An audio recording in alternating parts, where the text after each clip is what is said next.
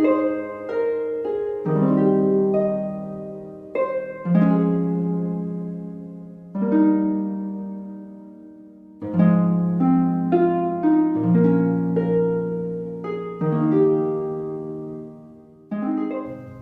বন্ধুরা, কথক কৌশিকের গল্পের আসরে আপনাদের স্বাগত। আশা করি আপনারা সবাই সুস্থ আছেন। বন্ধুরা, আপনারা ধারাবাহিকভাবে শুনছেন দেবপ্রসাদ দাশগুপ্তর লেখা একই গঙ্গার ঘাটে ঘাটে, আজের পঞ্চম ও শেষ পর্ব।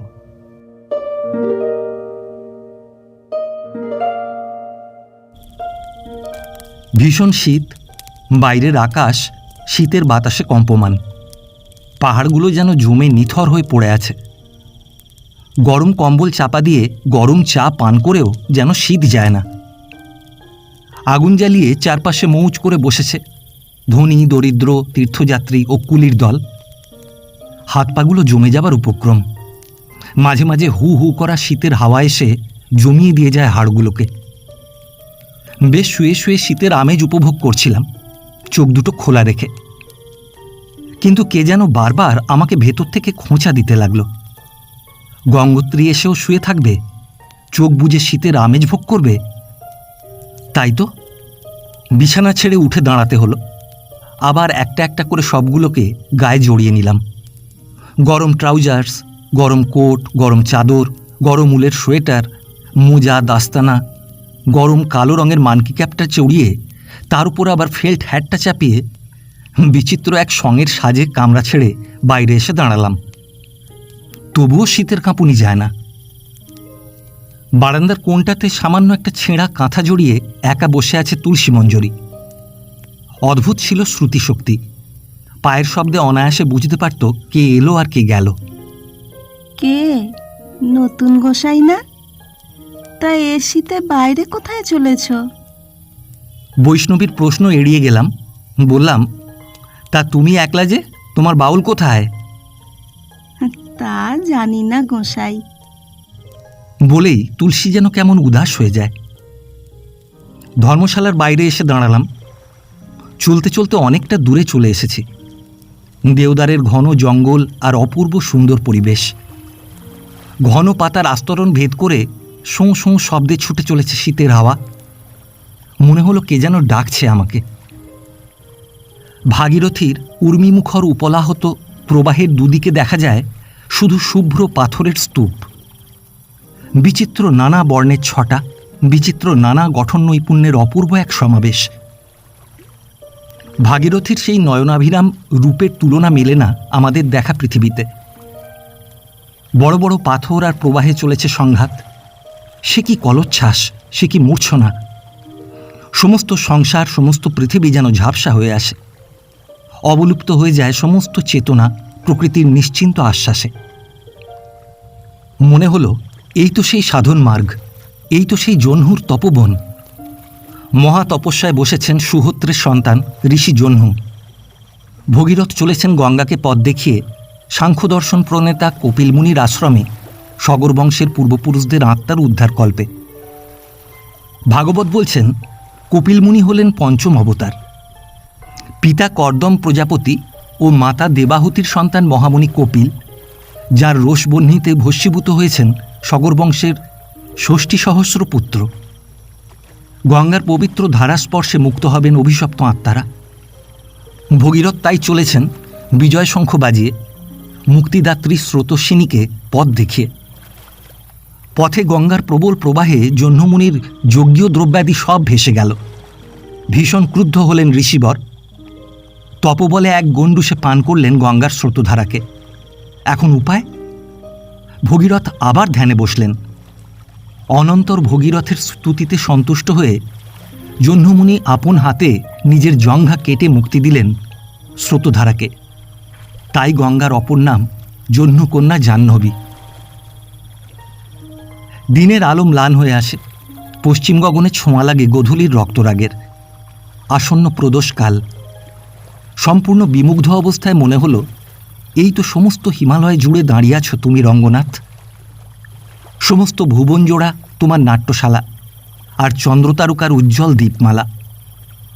ওই তো অপূর্ব প্রদোষকালীন নৃত্যের অপরূপ ভঙ্গিমায় তুমি দাঁড়িয়ে আছো। নটরাজ শূলপাণি, এক হাতে ডমরু, অন্য হাতে ত্রিশূল, জটাজুটো সমাচ্ছন্ন নটেশ্বর ত্রম্বক দণ্ডায়মান। মণিমুক্তা খচিত স্বর্ণসিংহাসনে ত্রিভুবন জননী সমাসীনা। দেব, অমর, যক্ষ, রক্ষ, গন্ধর্ব, কিন্নর, উরগ, সদ্ধ, বিদ্যাধর ত্রিলোকের সর্বচরাচর নৃত্যশালায় উপস্থিত। শুরু হলো দেবলোকে অপূর্ব ঐকতান, সপ্তসুরের সুরঝঙ্কার।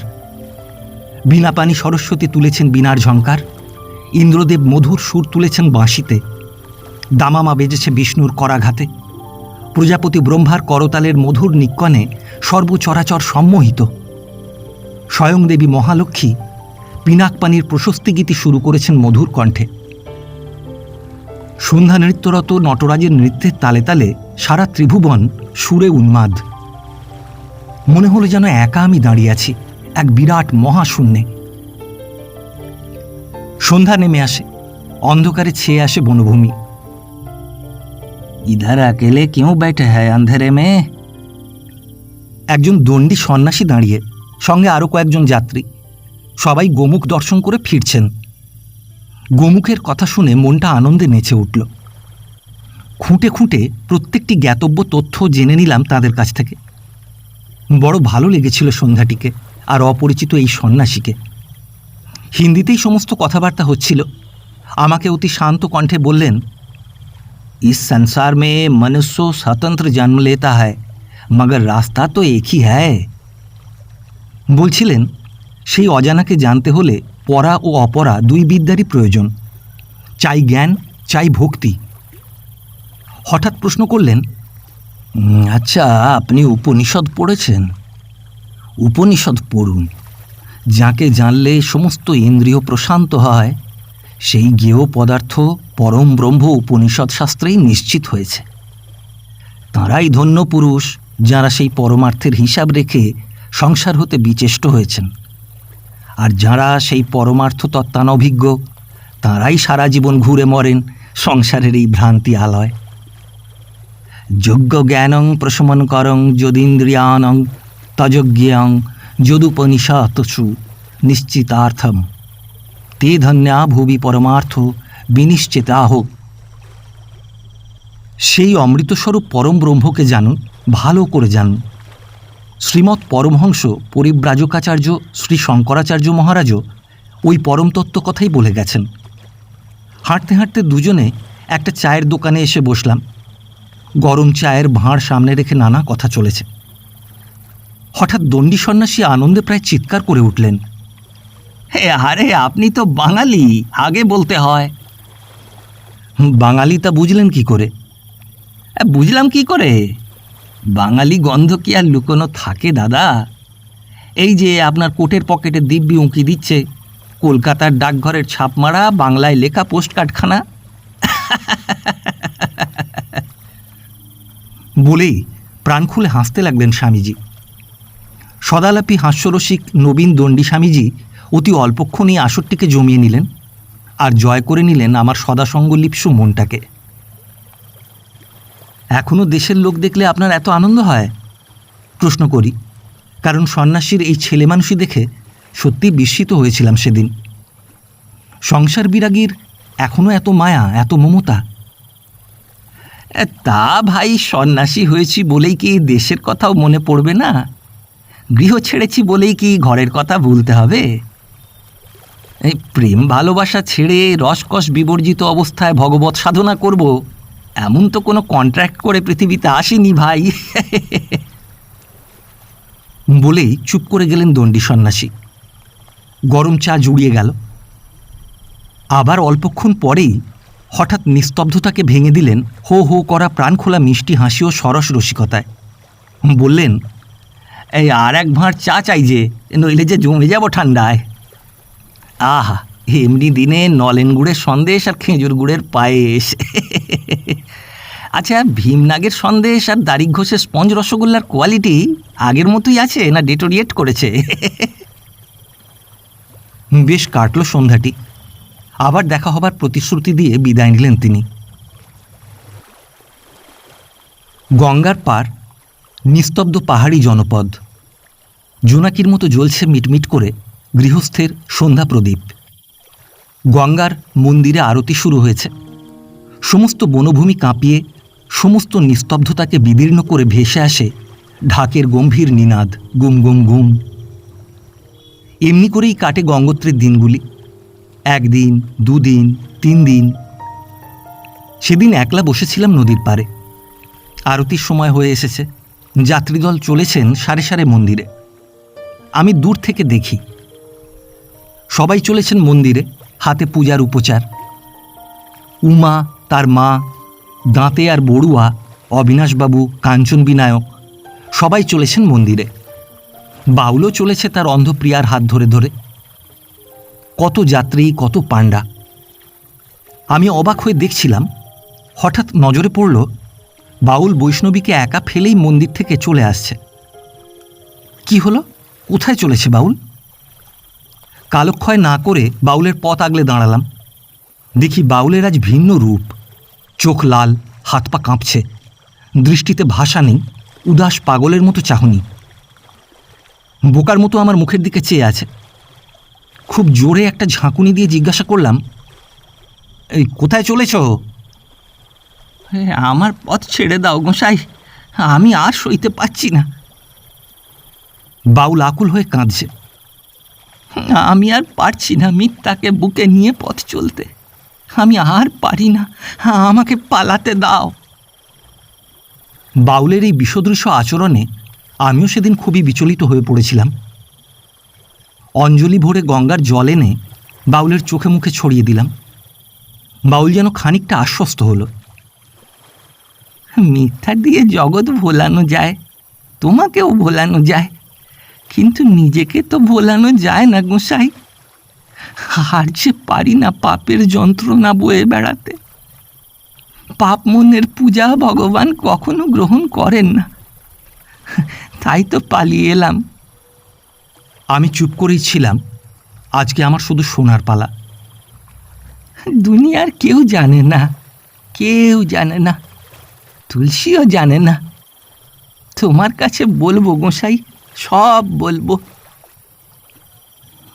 সেদিন কীর্তনের বায়না নিয়ে রানাঘাটে আমি যাইনি। সারাদিন লুকিয়েছিলাম, জঙ্গলে গা ঢাকা দিয়েছিলাম। নিজের চোখে সব দেখলাম। সেদিন ছিল ঠাকুরের হিন্দোল যাত্রা। কলমিহাটার চরণদাস সন্ধ্যার সময় আঁকড়ায় এলো। কি আনন্দ দুজনার! নিজের চোখে সব দেখলাম, আর হিংসার জ্বালায় জ্বলে পুড়ে অঙ্গার হয়ে গেলাম। কিছুতেই পারলাম না নিজেকে বোঝাতে। প্রতিহিংসার আগুনে ঝলসে গেলাম। সব ভুলে গেলাম আমি। গুরুর দেওয়ার নামটুকু পর্যন্ত স্মরণে এলো না সেদিন। রাত্রি গভীর হলো। মাটিতে আঁচল বিছিয়ে ঘুমিয়ে আছে তুলসী আর চরণদাস। এই তো সুযোগ, মহা সুযোগ। নিজের হাতেই আগুন লাগিয়ে দিলাম নিজের আঁকড়াতে। দাউ দাউ করে আগুন জ্বলে উঠল। সব পুড়ে ছারখার হয়ে গেল। সোনার সংসার আমার ছাই হলো চোখের সামনে। কলমিহাটার চরণদাস পুড়ে মরল, আর তুলসী আগুনের হলকায় অন্ধ হলো চিরদিনের জন্য। আর আমি আমার তুলসীকে বাঁচাতে গিয়ে নিজে দগ্ধ হলুম। আগুনে চরণদাস মরল, কিন্তু আমার বুকের আগুন তো নিভল না গোসাই। আজও তো তেমনি দাও দাও করে জ্বলছে আমার বুকের এই মাঝখানটায়। বলেই আকুল হয়ে কাঁদতে থাকে বাউল। কাঁদুক, আরও কাঁদুক, ভালো করে কাঁদুক। আজ চোখের জলে ধুয়ে যাক বাউলের মনের অন্ধকার। পোড়া মাটির ছাই আর উড়বে না বাতাসে। সব কিছুই ধুয়ে মুছে পরিষ্কার হয়ে যাক আত্মাহুতির নির্মল অশ্রুর প্লাবনে। বাউল কাঁদে, কাঁদুক, আরও ভালো করে কাঁদুক। শূন্যে মুখ তুলে নীরব ভাষায় আকুল মনের বুক ফাটা কান্না জানায়, গুরু, আমায় পথ বলে দাও গুরু। মন্দিরের আরতি শেষ হয়ে গেছে। রাতের আকাশ শীতে হিহি করে কাঁপছে, যে যার আশ্রয় ফিরে গেছে। আমি একা দাঁড়িয়ে বাউল পথের ধুলায়। ওঠো, মন্দিরে চলো। তুলসী মঞ্জুরি যে তোমার আশায় পথ চেয়ে বসে আছে। ওঠো, চলো। আমার মুখের দিকে চেয়ে অনেকক্ষণ কি যেন ভাবে বাউল। তারপর ধীরে ধীরে উঠে দাঁড়ালো। পথের ধুলো থেকে তুলে নিল তার অতি সাধের একতারাটি। গঙ্গোত্রীর মন্দিরে এলাম। মন্দিরের দরজায় তুলসী ঘুমিয়ে পড়েছে, চোখের কোলে তখনও জলের শুকনো দাগ। গঙ্গার মন্দির। হিমালয়ের গহন দুর্গম প্রদেশে দাঁড়িয়ে আছে হিন্দুর মানসক্ষেত্র। ঢুকতেই প্রশস্ত নাট মন্দির, সামনে কয়েকটি সিঁড়ি, তারপর এক স্বর্ণময় বেদিতে সমাসীনা নানা অলঙ্কারে ভূষিতা গঙ্গামাতার মূর্তি। আশেপাশে বিভিন্ন আকারের নানা অবয়বের নানা বিচিত্র দেবদেবী। নাম জানি না তাঁদের, তাঁদের পরিচয়ও আমার জানা নেই, কিন্তু অবহেলায় তাদের এড়িয়ে যাবার স্পর্ধা কিংবা সাহস আমার ছিল না। প্রদীপের কম্পমান আলোয় প্রায়ান্ধকার মন্দিরাভ্যন্তর মাঝে মাঝে কেঁপে উঠছিল। গঙ্গাজির মন্দিরের বেদি ঘিরে ভক্তের ভিড়, তার চেয়েও ভিড় পাণ্ডাদের। কেউ পূজা দেওয়াচ্ছেন, কেউ বা যজমানের অভাবে অকারণে যাত্রীর কানের কাছে সবিনয় নিবেদন পেশ করছেন। মনে যথাযুক্ত ভক্তি না থাকলেও কিংবা আত্মচেতনা সত্ত্বেও যাত্রীদের নির্বিবাদে এদের এড়িয়ে যাওয়া সম্ভব নয়। মন্দিরের গর্ভগৃহে দাঁড়িয়ে এক অনাস্বাদিত আত্মশ্লাঘা অনুভব করছিলাম বারবার। মধ্যবিত্ত বাঙালি পরিবারের অনাদরে আর অবহেলায় প্রজনিত এক অনাকাঙ্ক্ষিত জীবনের মালিক আমি। না আছে আশা, না আছে আকাঙ্ক্ষা, শুধু খানিকটা খুঁড়িয়ে খুঁড়িয়ে হেঁচড়ে চলার নামই তো জীবন আমাদের। আঁতুর ঘর থেকে এক ছুটে কেওড়াতলার বুড়ির ঘর ছোঁয়া, ব্যাস এখানেই তামাম শোধ, একটি আশার, একটি স্বপ্নের, একটি জীবনের। জীবনের সেই অন্ধকার আকাশে কোনো দিন এলো না নবীন সূর্যের করসম্পাত। চেতনার অন্তরিক্ষে কোনো দিন রামধনু তার রঙিন পাখা মেলে বিস্তার করেনি স্বপ্নের মায়াজাল। শুধু জীবনের কর্দমাক্ত পথ ঠেলে চলা, কোথাও মুক্তি নেই। পিছনে ছুটে আসে কামনার রক্তবীজ, ভুবুক্ষিত সন্তানের দল। পালিয়ে যাবার পথ অবরুদ্ধ, মুক্তির পথ সুদূর পরাহত। এই তো জীবনের ছবি দেখেছি শহরের অলিতে গলিতে, পাশের বাড়ির সংসারে, জীবনের সর্বত্র। কল্পনার আকাশ আজ মশিলিপ্ত, নিরন্ধ্র অন্ধকার। সেখানে উড়ে পালিয়ে যাবার একমাত্র ভরসা পাখা জোড়াও পক্ষাঘাতগ্রস্ত। স্বপ্ন দেখাও পাপ এই সংসারে। ভাববিলাসী আমার মন বহুভাবে বারবার নিন্দিত হয়েছে এই বস্তুতান্ত্রিক জগতে, কিন্তু তবুও আমার মন বলেছে এই ভালো। বস্তুবাদী বলে প্রশংসিত হবার চাইতে ভাববিলাসী বলে নিন্দিত হওয়া অনেক ভালো, অনেক সুন্দর। গরমিল অনেক ভালো গোঁজামিলের মারপ্যাঁচের চাইতে। এখানে পিতামাতার প্রতি সন্তানের শ্রদ্ধা নেই, ভাইয়ের প্রতি বোনের ভালোবাসা নেই, স্ত্রীর প্রতি বিশ্বাস নেই, সন্তানের প্রতি মমতা নেই। শুধু আছে যুক্তিহীন এক কর্তব্যবোধ। বন্ধু মেলে না এ কঠিন সংসারে, মেলে সঙ্গী। সকালে 10টা-5টার অফিসে, দুপুরে কফি হাউসে, সন্ধ্যায় পানশালায়, আর রাত্রে মেলে সঙ্গিনী শয্যা পার্শ্বে। জানি এ পালানোর ভেতর যুক্তি নেই, পৌরুষ নেই, কিন্তু শান্তি আছে, মুক্তির আনন্দ আছে এতে। এ আমার একান্ত নিজস্ব অভিমত। তাই একদিন সংসারের কোনো বাধা না মেনে উৎসাহহীন মন ও অবসন্ন দেহের দুর্বহ বোঝাটি টেনে নিয়ে এসেছিলাম সুদূর হিমালয়ের দুর্গম পথে পথে, শুধু একটু শান্তি পাব এই আশায়। এসেছি দীর্ঘ পথ অতিক্রম করে, দুর্গমতাকে তুচ্ছ করে। কারো কাছে দাসখত লিখে আসিনি, এসেছি নিজের প্রেরণায় নতুন কিছু পাবো বলে। ফিরে গিয়ে আত্মীয় স্বজন, বন্ধুবান্ধব কিংবা কফি হাউসের সঙ্গী মহলে বাহবা লোটবার অভিপ্রায় আসিনি। মন চেয়েছে তাই এসেছি। আজ আমার বুভুক্ষ আত্মা শান্তি খুঁজে পেয়েছে, বিশ্রাম পেয়েছে হিমালয়ের এই উদার পান্থশালায়, গঙ্গোত্রীর এই গঙ্গার মন্দিরে। প্রদীপের কম্পমান আলোয় অবাক হয়ে দেখছিলাম দেবী মূর্তিটিকে। স্বর্ণাভ সূর্যকিরণে উজ্জ্বল জননী, তোমার সোনার কিরিট, কণ্ঠে তোমার পদ্মরাগ মহানীল ইন্দ্রনীলে বিভূষিত মুক্তিখার। কোটি কোটি চন্দ্রের উজ্জ্বল আভায় দীপ্ত জননী তোমার দেহের বর্ণচ্ছটা। লক্ষ লক্ষ তারার কনকোত্তম কান্তিতে জ্যোতিষ্মতী জননী তোমার মুখচ্ছবি। সন্তানের কল্যাণ কামনায় মাগো তোমার স্বর্গাবতরণ। চিরকাল ধরে এমনি করেই চলেছে তোমাকে ছুঁয়ে ছুঁয়ে তীর্থযাত্রী দল জীবনের জ্বালা জোড়োতে। সামনে আকাশ ছোঁয়া হিমালয়ের তুষার গিরিশৃঙ্গ, পেছনে রইল পড়ে দুদিনের খেলাঘর। যাত্রীদল চলেছে হিমালয়ের পথে পথে, আমি তাদেরই একজন সহযাত্রী।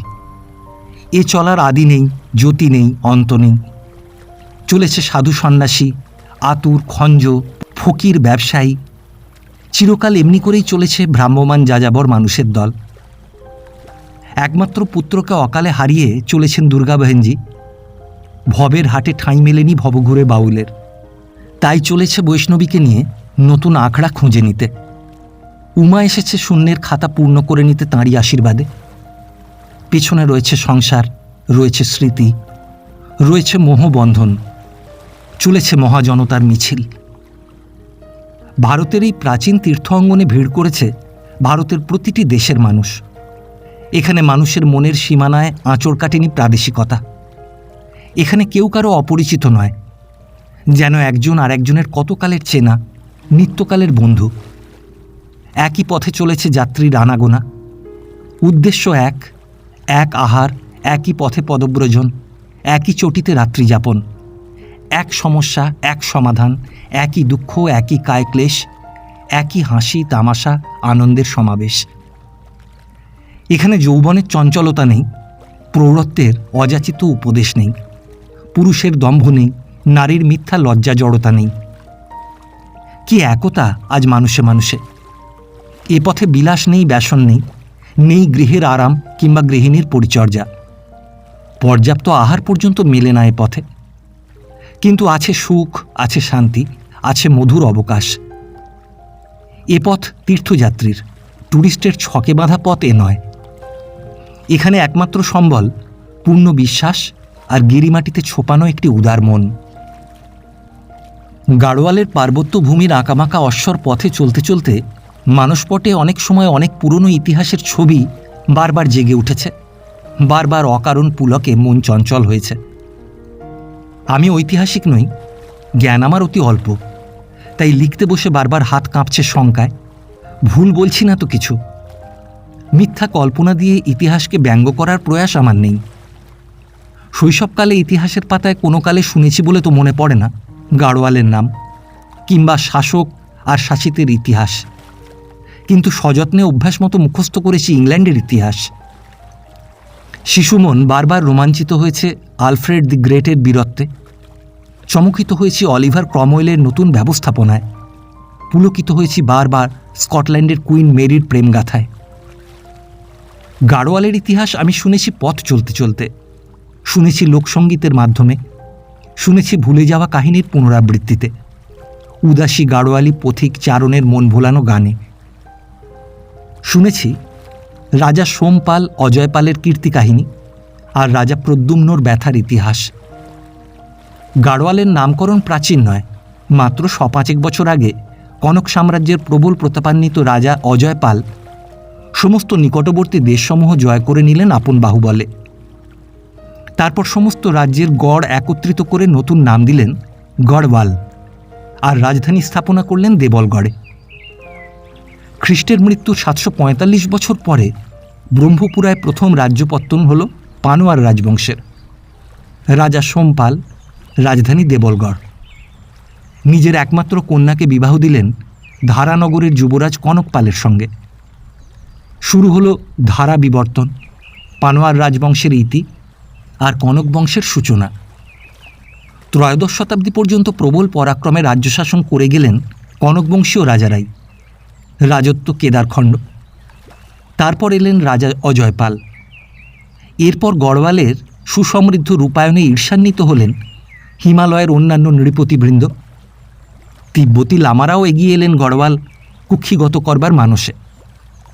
১৮০৩ সাল পর্যন্ত কনকবংশীয় ৫৪ জন রাজা এই ভূখণ্ড শাসন করেন। শেষ স্বাধীন নৃপতি প্রদ্যুম্ন শাহ যখন সিংহাসনে, প্রধান সেনাপতি বিদ্রোহ করলেন গুর্খাদের সহায়তায়। সেনাপতির স্ত্রী ছিলেন একজন অসামান্য তেজস্বিনী নেপালি রমণী। গুর্খারা অনায়াসেই জয় করে নিল গড়ওয়াল। 12 বছর পরে 1815 খ্রিস্টাব্দে সুদর্শন শাহ ইংরেজের সাহায্য কামনা করলেন। ভীষণ যুদ্ধ হল, গুর্খারা পরাজিত হল। টেহরি গড়বাল রইল রাজা সুদর্শনের অধীনে। রাজধানী স্থাপনা করলেন ভাগীরথী আর তিলাঙ্গনার সঙ্গমে টেহরিতে। বাকি সাম্রাজ্য কেড়ে নিলেন ইংরেজরা। সেই থেকে গড়ওয়ালের অপর অংশ ব্রিটিশ গাড়োয়াল নামে খ্যাত। মাঝখানে রইল মেহেলটরি, 2 সীমানার মাঝখানে রাজসাক্ষী হয়ে। তারপর 100 বছরের ইতিহাস লেখা আছে ইংরেজের লেখা কাহিনীতে, নানা ফাঁকি আর মিথ্যার মাধ্যমে। ভারতের আধ্যাত্মিক জগতের প্রাণকেন্দ্র এই উত্তরাখণ্ড। পুরাণে যার পরিচয় ভূস্বর্গ ব্রহ্মপুরা নামে। যতদূর দৃষ্টি যায় শুধু সবুজের মেলা, উত্তুঙ্গ পর্বতমালার অন্তহীন শোভাযাত্রা। এ পথে প্রকৃতির যৌবনের জয়যাত্রা। খেলে যায় রৌদ্র ছায়া, নামে বর্ষার অঝোর ধারা। কখনো বা বসন্তের সমাগমে রঙের আগুন লাগে বনানীর শীর্ষে। পথ চলি আর দেখি, ফুল আর ফলে ছেয়ে আছে পর্বতের গাত্রদেশ। দেখি রাশি রাশি পুস্তস্তবকে বিনম্র বৃক্ষরাজি। কত নদী, কত ঝর্ণা নিশিদিন বয়ে চলেছে আপন ছন্দে। অবাক হয়ে ভাবি, এই সেই পুণ্যভূমি যেখানে মহামুনি বেদব্যাস রচনা করেছিলেন শিবপুরাণ। এই সেই উত্তরাখণ্ড যার অন্তর দিয়ে প্রবাহিত হচ্ছেন যমুনা, জাহ্নবী, অলকানন্দা, মন্দাকিনী। একদিন এই উত্তরাখণ্ডের পথে এসেছিলেন চৈনিক পরিব্রাজক হিউয়েনসাং। ভূস্বর্গ চঞ্চল হল, পবিত্র হল পরিব্রাজকের চরণধুলায়। পূর্ণ হল তাঁর ভারত দর্শন। গঙ্গোত্রী ধর্মশালায় শুয়ে শুয়ে ভাবছিলাম নানা কথা। রাত অনেক হয়েছে, সবাই প্রায় ঘুমিয়ে পড়েছে। দীর্ঘ পথশ্রমে সবাই ক্লান্ত। উদ্দেশ্য সফল হয়েছে, আজ তাই এসেছে বিশ্রামের পালা। আরও 2-4 দিন এখানে বিশ্রাম করে যে যার মতো দেশে ফিরে যাবে। গোমুখের পথ অতি কঠিন, অতি ভয়ঙ্কর পথ শুনলাম লোকমুখে। সেখানে না আছে মানুষ, না আছে রাত্রিযাপনের সামান্য আশ্রয়। তাই অধিকাংশ যাত্রী গোমুখ দর্শন না করেই ফিরে যান দেশে। দণ্ডী সন্ন্যাসী আমাকে বলেছেন, গোমুখ দর্শন ব্যতীত গঙ্গোত্রী যাত্রা কখনো পূর্ণ হতে পারে না। হোক সে দুস্তর পথ, হোক সে ক্লেশকর অভিযান, আমরা আশায় বুক বেঁধেছি। এবার গোমুখ। মন্দিরের পেছন দিয়েই শুরু হয়েছে চড়াইয়ের দুর্গম সীমন্তিত পথ। অনুদার, অচিন্তনীয় আদিম পথরেখা। তারপর রেখার চিহ্নও গেছে মুছে। পথ নির্দেশকের সাহায্য ছাড়া গোমুখ যাওয়া চলে না।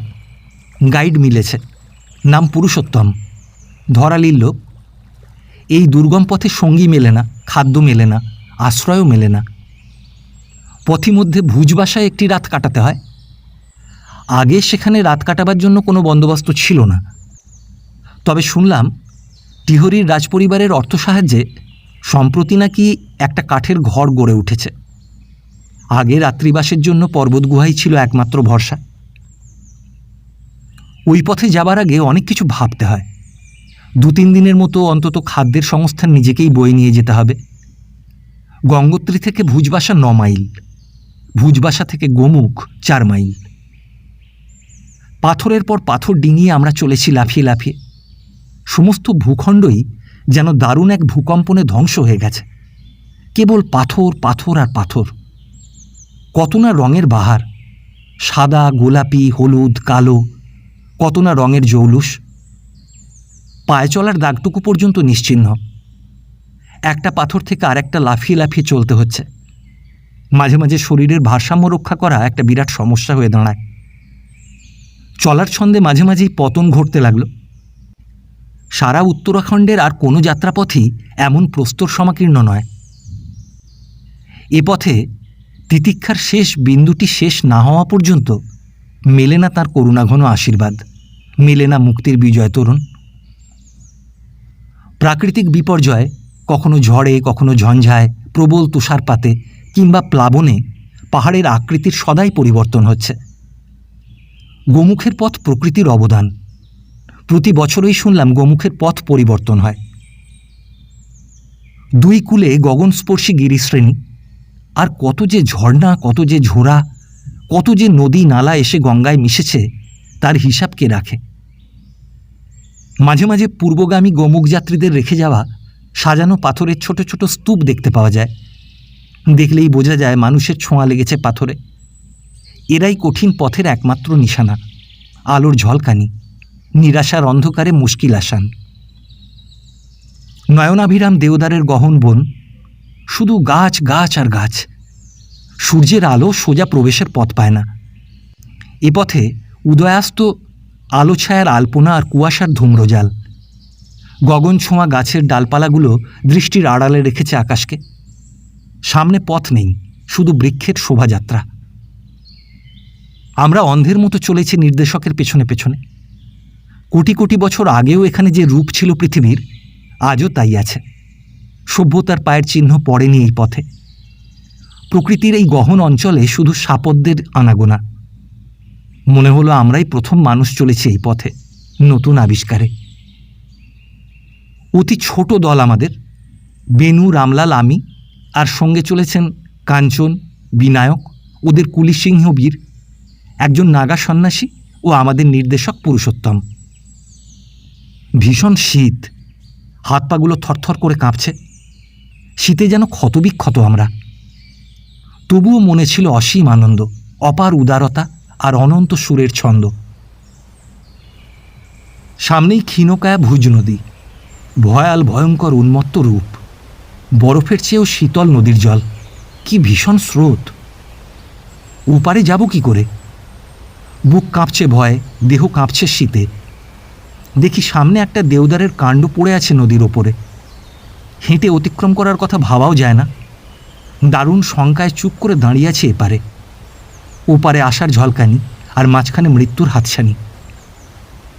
প্রথমেই পার হয়ে গেল পুরুষোত্তম। তারপর মালের বোঝা কাঁধে নিয়ে রামলাল, বিনায়ক, বেনুও পার হলো জীবন মৃত্যুর এই গলিপথ। তারপর কাঞ্চন অতি ধীরে ধীরে এগিয়ে যায় হেঁচড়ে হেঁচড়ে। বিনায়ক হাত বাড়ায়, কাঞ্চন অতি বিশ্বাসে লুফে নেয়। আমি শুধু রইলাম পড়ে এপারে। ওপারে সবাই দাঁড়িয়ে, জয়ের হাসি জড়ানো তাদের নয়নে। आप डरते हैं बाबूजी? কই না তো। সামনে কঠিন পরীক্ষা।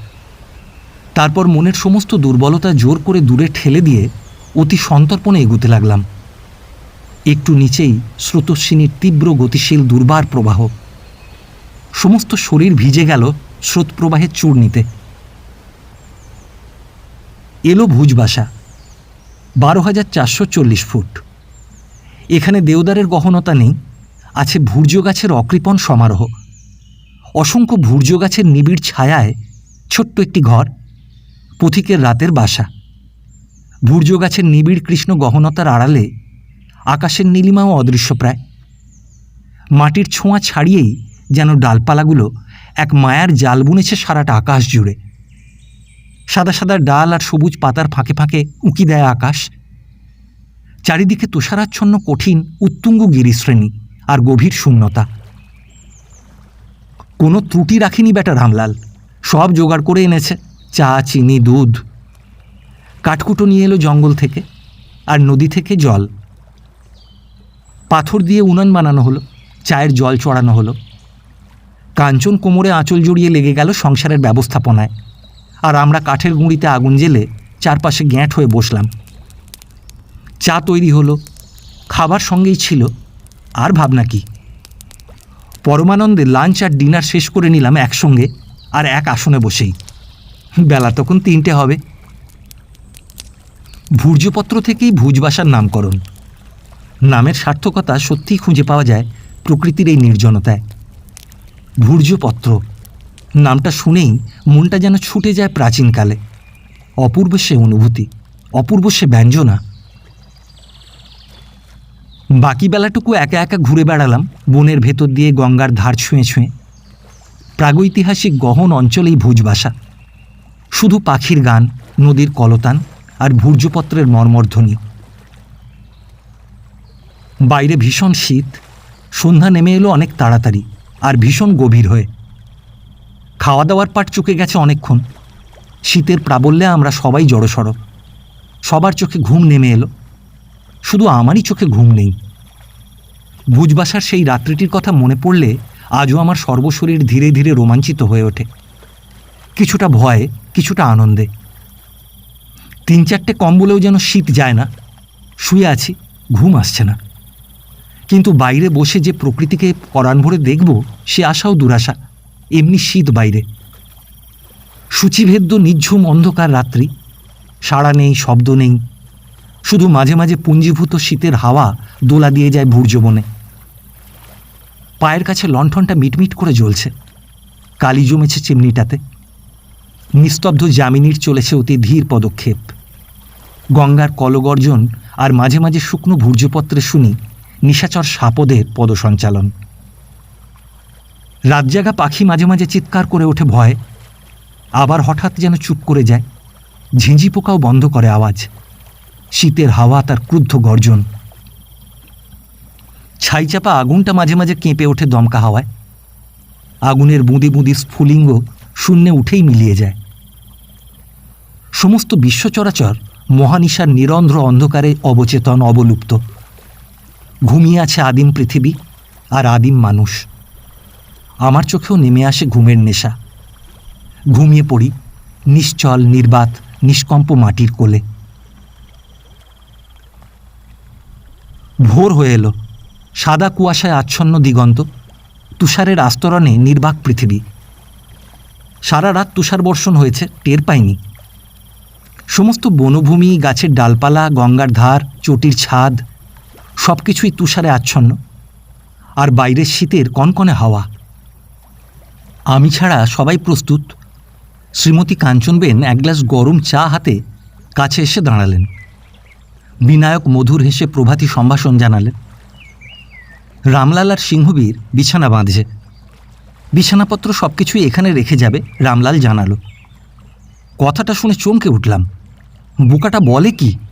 কাণ্ডজ্ঞান কি কোনো কালে হবে না নির্বোধ নেপালিটার? পরে আশ্বস্ত হলাম পুরুষোত্তমের কথায়। হ্যাঁ বাবুজি, গরিবের দেশ উত্তরাখণ্ড, কিন্তু একটি চোর পাবে না এ তল্লাটে। তোমার জিনিস কোনো কালেও খোয়া যাবে না। সোনা দানা পড়ে থাকলেও কেউ ছুঁতে আসবে না। চেয়ে নেবে, ভিক্ষা করবে, কিন্তু কখনো চুরি করবে না। কথাটা শুনে লজ্জিত হলাম মনে মনে। তাই তো, বড়বাজারি টেকনিকে কোমরে সযত্নে জড়ানো কাপড়ের লম্বা থলিটা যেন অসহ্য মনে হলো সেই মুহূর্তে। শুরু হলো বৃশ্চিকের দংশন। এখানে এসেও গেল না আমার নাগরিক জীবনের অবিশ্বাস। ঘর ছেড়ে বাইরে এসে দাঁড়ালাম। দেখি বন্ধুবর সযত্নে পায়ে ফেটটি বাঁধছেন আর মনের আনন্দে গুনগুন করে গান ধরেছেন। অপূর্ব সুন্দর, মনোরম এক উদ্যানভূমি এই ভুজবাসা। এলাম যেন এক নতুন দেশে। নতুন আলোর অঞ্জন মেখে চোখ তুলে শুধু দেখি আর দেখি, স্বাদ মেটে না। সমস্ত পাহাড়গুলি বরফে ঢেকে আছে। বরফ গলছে আর নতুন নতুন ঝর্ণাধারার জন্ম হচ্ছে। তরতর করে বয়ে চলেছে নিম্নাভিমুখে। আশেপাশের জল তখনও জমে আছে, তার উপর কাঁচের মতো পাতলা বরফের স্বর জমেছে। সাদা মসলিনে যেন সারা অঙ্গ ঢেকে আছেন প্রকৃতি। সামান্য স্পর্শেই কাঁচের মতো ভেঙে পড়ে। নিচে টলটলে পরিষ্কার জলের আভাস। বরফ জমে বটের ঝুড়ি নেমেছে যেন পাথরের গা বেয়ে বেয়ে। টপ টপ করে ঝরে পড়ছে মুক্তবিন্দুর মতো। অপূর্ব রঙের ছটা, অপরূপ সেই বর্ণবিন্যাস। বিনায়ক বললেন, জানেন, পুরাণে কথিত আছে ভুজবাসাই নাকি নারায়ণ ঘরণী দেবী মহালক্ষ্মীর আবাস নিকেতন।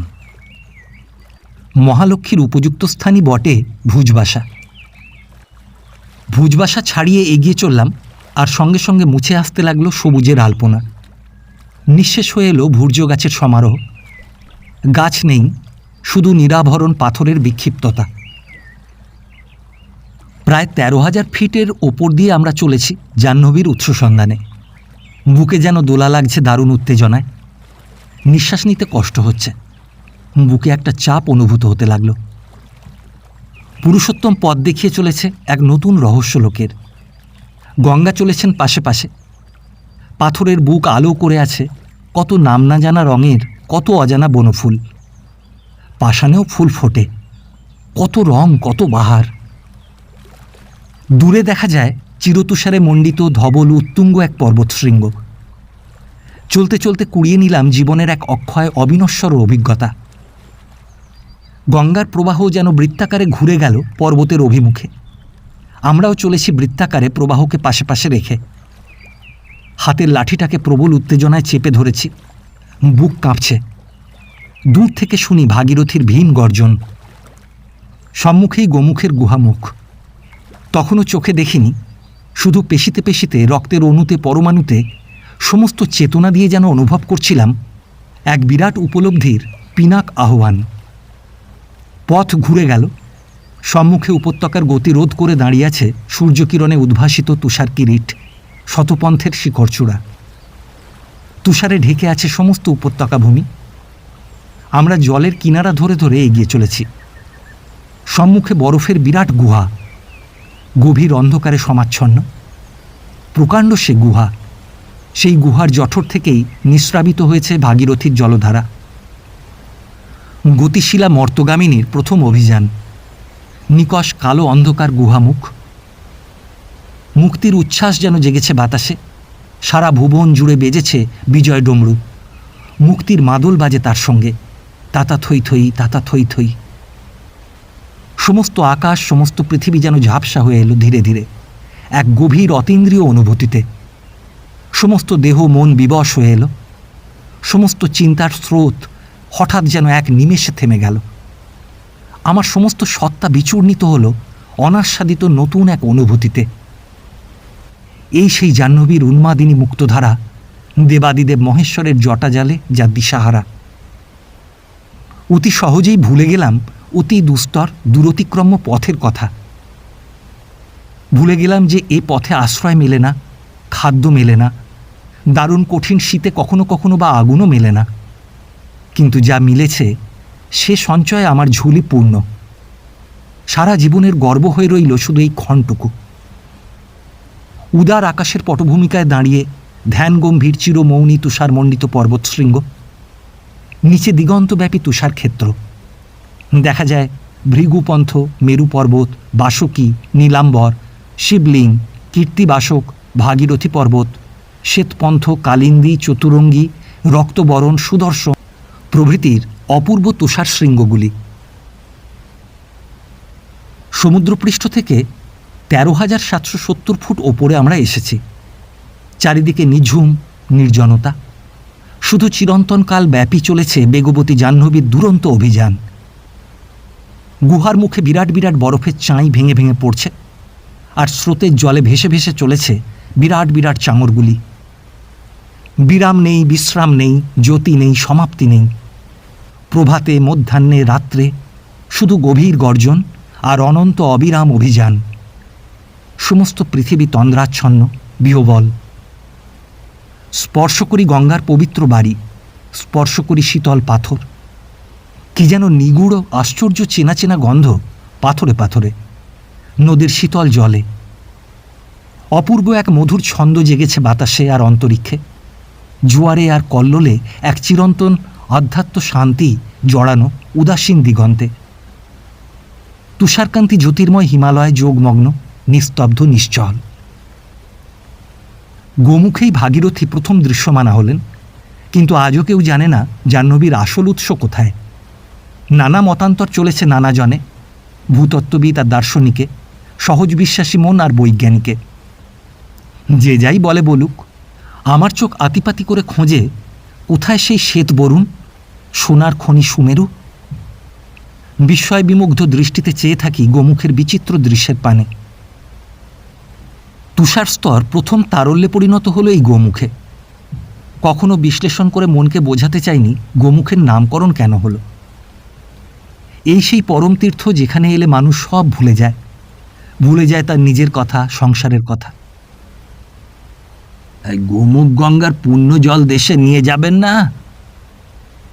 আর দেশ কোথায় নিয়ে রাখবো এ পুণ্য বাড়ি? নিজের চাল নেই, চুলো নেই, থাকি ভাড়াটে বাড়িতে। নিজের দেশেই আজ আমরা উদ্বাস্তু পরবাসী। কাঞ্চন ও বিনায়ক দুজনেই বিস্মিত দৃষ্টিতে আমার মুখের দিকে চেয়ে থাকেন। টিনের পাত্রে তাঁরা সঞ্চয় করেছেন গোমুখ গঙ্গার পুণ্য বাড়ি। আমি আকণ্ঠ পান করে নিলাম। তৃষিত তাপিত বুকটা আমার জুড়িয়ে গেল, শীতল হলো। এই সেই গোমুখ, যেখান থেকে শুরু হয়েছে ভাগীরথীর যাত্রা আর মিশেছে সেই সাগর সঙ্গমে। হাজার হাজার মাইল বিস্তৃত গাঙ্গেয় ভূমি, হিন্দুর পবিত্র বিশ্বাসে আপ্লুত, শ্রদ্ধায় অধ্যুষিত। গঙ্গার তট ঘিরে রচিত হয়েছে কত সুখ দুঃখের কাহিনী, কত স্মৃতির ভেলা আপনি ভেসে চলে। কত মন্দির, কত ঘাট, কত শ্মশানের চিতা দাউ দাউ করে জলে দিবানিশি এই একই গঙ্গার ঘাটে ঘাটে। সারা জীবনে যখনই ক্লান্ত হয়েছি, দেউলিয়া হয়ে পড়েছি সংসারের দেনায়, অলস দেহটাকে টেনে এনেছি গঙ্গার শীতল ঘাটে। ঘুমিয়ে পড়েছি অবসাদে, জেগেছি আনন্দে, অবগাহন করেছি প্রাণের উল্লাসে। গঙ্গার অমৃত ধারায় ভরে নিয়েছি শূন্য কুম্ভ, পূর্ণ হয়েছি আমি। গঙ্গাই ভারতের প্রাণস্বরূপা, নিঃশ্বাস প্রশ্বাস, আশা ভরসা, ধ্যান ধারণা, জপ তপ তপস্যা। আসন্ন মৃত্যুপথযাত্রীর ওষ্ঠে শেষ বিন্দু জল, ইহকালের তীর্থ, পরকালের বৈকুণ্ঠ। ভীষণ শীত, সন্ধ্যার আগেই ভুজবাসা পৌঁছতে হবে। অগত্যা 3টে নাগাদ আবার যাত্রা করলাম প্রত্যাবর্তনের পথে। বারে বারে পেছন ফিরে দেখি, শেষবারের মতো দেখি গোমুখকে। বৃত্তপথ ঘুরে গেল, অদৃশ্য হলো গোমুখ, কিন্তু শ্রুতিপথে তখনও অবিরাম বেজে চলেছে জাহ্নবীর মূর্ছনা, অপূর্ব সুরের ছন্দ। দেখা দিল পদপ্রান্তে সেই উচ্ছ্বাসময়ী নীলনয়না ভাগীরথী। সন্ধ্যা নেমে আসে ধীরে ধীরে পশ্চিম দিগন্তে। আবার ভুজবাসায় এলাম, শরীর ও মন দুই অবসন্ন। আসার শেষ, চলার শেষ। এক নিমেষেই শূন্যে মিলিয়ে গেল নতুন উৎসাহের বুদ্বুদ। মহাতীর্থের মহোৎসবের অঙ্গনে আসার ডাক এসেছিল, তাই সেদিন মুক্তির ছাড়পত্র নিয়ে এসেছিলাম স্বপ্নলোকের দেশে, বিলুপ্তির উদ্দেশ্যে। শক্তির ভাণ্ডার আজ নিঃশেষিত, মন আজ প্রত্যাবর্তনের বেদনায় স্তব্ধ। আবার একটি রাত কেটে গেল ভুজবাসায়, একটি তন্দ্রাচ্ছন্ন বিনিদ্র রজনী। তন্দ্রালু চোখের পাতায় ভেসে চলেছে ছায়াবাজির খেলা, সেই ভাগীরথী আর ভিলাঙ্গনার সঙ্গমের টেহরি, সেই গাংনানী ধর্মশালা, সেই পর্বত শীর্ষে আলোকস্নাত ভৈরনাথের মন্দির, যমুনা চটি, ঋষিকুম্ভ, ভৈরব ঘাঁটি, উজলি, হনুমান চটি, নাকুড়ি, উত্তরকাশী, জাহ্নবীর সঙ্গম, জাটগঙ্গা। কত অজস্র চটি, কত অজস্র নদী, কত ঝর্ণা, কত চড়াই, কত উতরাই। যোজনের পর যোজন শুধু এক টানা পথ। কখনো দগ্ধ পথ সূর্যের খরতাপে, কখনো প্রবল হিমশুভ্র তুষারপাতে। গিরিসংকটের ভিতর দিয়ে চলেছে প্রাণের নদী দুর্বার গতিতে। চলেছে শত শত মানুষের মিছিল, সঙ্গে চলেছে স্নেহ, দয়া, মায়া, প্রীতি, ভালোবাসা। অগ্নিস্রাবী দহন রৌদ্রতাপে কিংবা তুষার ঝঞ্ঝায় ক্ষতবিক্ষত দেহ, কিন্তু মনে অটুট বিশ্বাস। চলেছে তীর্থযাত্রী, চলেছে উদ্ভ্রান্ত উদাসী পথিক দল। ভুজবাসা, মনে হলো রাত্রির অন্ধকার মুছে গেছে, থেমে গেছে শীতের হাওয়ার ক্রুদ্ধ আর্তনাদ। যেন এক বিশ্বগ্রাসী প্লাবন ছুটে আসছে, ভাসিয়ে নিয়ে গেল পৃথিবীর সমস্ত পাপ, দুঃখ, জ্বালা। সমস্ত চরাচর বিশ্ব ব্রহ্মাণ্ড অকস্মাৎ যেন কোথায় মিলিয়ে গেল। চতুর্দিক প্লাবিত, শুধু জল, জল আর জল। প্রাণের চিহ্ন নেই। শুরু হলো ভয়াবহ বিবর্তন। বিপর্যয়ে স্থানচ্যুত হলো মেদিনী, বিদীর্ণ হলো জলধারা। কম্পন শুরু হলো জলে, স্থলে, অন্তরিক্ষে। বিদীর্ণ জলরেখার অন্তঃস্থলে উঁকি দিল নতুন মাটি, নতুন পৃথিবী। হিমালয়ের গিরিশীর্ষ দেখা দিল প্রলয় পয়োধি জলে। আকাশে উড়ল ঝাঁকে ঝাঁকে পাখি। নতুন কর উজ্জ্বলে স্নাতা হলেন ধরিত্রী। মধুর ঘণ্টার ধ্বনি বাজল বাতাসে, ভেসে এলো বেদের মঙ্গল স্তবগান। নেমে আসছি ভুজবাসাকে পেছনে ফেলে, গঙ্গাকে আবার পেরিয়ে তরতর করে নেমে আসছি। গঙ্গা পাশে পাশে চলেছেন সবেগে, সকল্লোলে। আজ মনে উচ্ছ্বাস নেই, উৎসাহ নেই নতুনকে দেখার। মাঝে মাঝে গৃহের কথা মনে পড়ছে, কিন্তু ফিরে যাবার আকুল ইচ্ছাও মনে কখনো জাগছে না। চলেছি, চলতে হবে তাই। দুপুরের আগেই এলাম গঙ্গোত্রী, সেই পুরনো গঙ্গোত্রী। বাউল ছুটে এসে জড়িয়ে ধরল, বৈষ্ণবীও আসছে পিছে পিছে। গোসাই, তোমার চরণ ধুলো দাও, গোমুখ তীর্থের ধুলি তোমার পায়, গোমুখ তীর্থের সুফল আমাদের দাও গোসাই। আগামী প্রভাতেই আবার আমাদের পুনরবতরণ। খাওয়া দাওয়ার পাট চুকে গেছে। ধর্মশালার বারান্দায় চুপ করে বসেছিলাম। বাইরে প্রচণ্ড শীত। ঘনায়মান তমিশ্রায় হিমালয় যেন আকাশের ঘন ধূসর পশ্চাৎপটের সঙ্গে একাত্ম হয়ে ধীরে ধীরে মিলিয়ে আসছে। পাহাড়ের গায়ে গৃহস্থের কুটিরে একটি একটি করে দ্বীপ জ্বলে। আকাশের গায়েও একটা দুটো করে তারার প্রদীপ জ্বলে। বাউল চুপ করে বসে আছে। বিড়ি ধরিয়েছে, কিন্তু টানতে যেন তেমন মন নেই। এই জীবনে বুঝিবা আমাদের শেষ মিলন সন্ধ্যা। আমরা আগামী প্রত্যুষেই চলে যাব, কিন্তু বাউলরা আরও কিছুদিন এখানে থাকবে। ওদের তো আর ঘরের টান নেই, দেশে যাবার বালাই নেই। চেনা লোকের ভিড় অনেক হালকা হয়েছে। ধর্মশালায় আবার নতুন যাত্রী এসেছে ও আসছে। গোসাই, কালই চলে যাবে? কতবার যে এই একটা প্রশ্ন আমাকে করেছে বাউল, তা সে নিজেও জানে না। যদি কোনো দিন দেশে ফিরি তবে নিশ্চয়ই আবার দেখা হবে, তাই না? নিজেকে বোঝায় বাউল। সেই রাত্রিতে ঠিক সুনিদ্রা হলো না। মাঝে মাঝে ক্লান্ত চোখের সীমানায় তন্দ্রা নেমে আসছে, আবার ভেঙে যাচ্ছে। সুনির্দিষ্ট কিছু ভাবছিলাম বলেও ঠিক মনে পড়ছে না। মনে হলো মনকে জিজ্ঞাসা করি, পেয়েছো যা চেয়েছিলে? কিন্তু পরমুহূর্তেই প্রশ্নটাকে বড় অবান্তর বলে মনে হলো। তন্দ্রা কেটে গেল। পাশেই বেনু ঘুমিয়ে আছে। এক মাথা উস্কো খুস্কো অবিন্যস্ত চুল, গালের ওপর খোঁচা খোঁচা দাড়ি, কপালে নীল শিরাগুলি আরও নীল হয়ে ফুলে আছে। মনে হলো গৃহহীন ভবঘুরে এক লক্ষ্মী ছাড়া। ঘর নেই, বন্ধু নেই, বান্ধব নেই, আত্মীয় স্বজন কেউ নেই দুনিয়ায়। ধুলায় মলিন ছিন্ন বেশবাস, কিন্তু বোঝা চোখ দুটোর পলকে জড়ানো আছে স্বপ্নলোকের মায়া কাজল, পরম তীর্থ দর্শনের পরম ঐশী এক অনুভূতি। এই সেই হিমতীর্থ, শীর্ষে যার তুষার কিরিট, পদপ্রান্তে উচ্ছ্বাসময়ী ভাগীরথী, মধ্যে হিন্দুর মানসলোক, কল্পনার তুলি দিয়ে আঁকা গঙ্গোত্রী। উত্তরাখণ্ডের 4 ধামের 2 ধাম পরিভ্রমণ সমাপ্ত হল। বাকি রইল কেদারনাথ ও বদ্রীনাথ। শুয়ে শুয়ে অনির্দেশ্য সব চিন্তা মনে এসে ভিড় বাড়াতে লাগলো। আনন্দের বন্যায় হৃদয়ের 2টি কুলি আমার প্লাবিত। অতি প্রত্যুষে ধর্মশালায় ঘুম ভাঙল। কোলাহলে ধর্মশালা মুখরিত হয়ে উঠল। সবাই নিজ নিজ বিছানাপত্র বেঁধে নিচ্ছেন। কেউ কেউ হয়তো যাবেন গোমুখ দর্শনে, আবার কেউ কেউ বা চলেছেন ঘরের পানে, তীর্থ পরিক্রমণ সমাধা করে। পূর্ব দিগন্তে আলোর রেখা জাগল। বিদায়ের ক্ষণটি এক মধুর বিষাদের শান্ত স্নিগ্ধ সুরে মুহ্যমান হয়ে রইল চিরকালের খাতায়। বাউল নিরঞ্জন আর তুলসী মঞ্জুরি চলেছে আমাদের সঙ্গে সঙ্গে। এবার তোমরা ফিরে যাও। বাউল দম্পতি দুজনেই কাঁদছে। তারা আরও এগিয়ে যেতে চায় আমাদের সঙ্গে সঙ্গে, কিন্তু তাদের বাধা দিতে হলো। তারা দাঁড়িয়ে থাকে পথের বাঁকে। আমরা নেমে এলাম উতরাইয়ের পথে। মনকে বারে বারে পিছু টানে। তাকিয়ে দেখি তখনও তারা সেইখানে দাঁড়িয়ে। বাউল তার সুদূর সঞ্চারী দৃষ্টি মেলে, আর বৈষ্ণবী তার সজল দৃষ্টিহীন আঁখি দুটি তুলে। তারপর তারাও আস্তে আস্তে মিলিয়ে গেল কুয়াশার প্রচ্ছদপটে।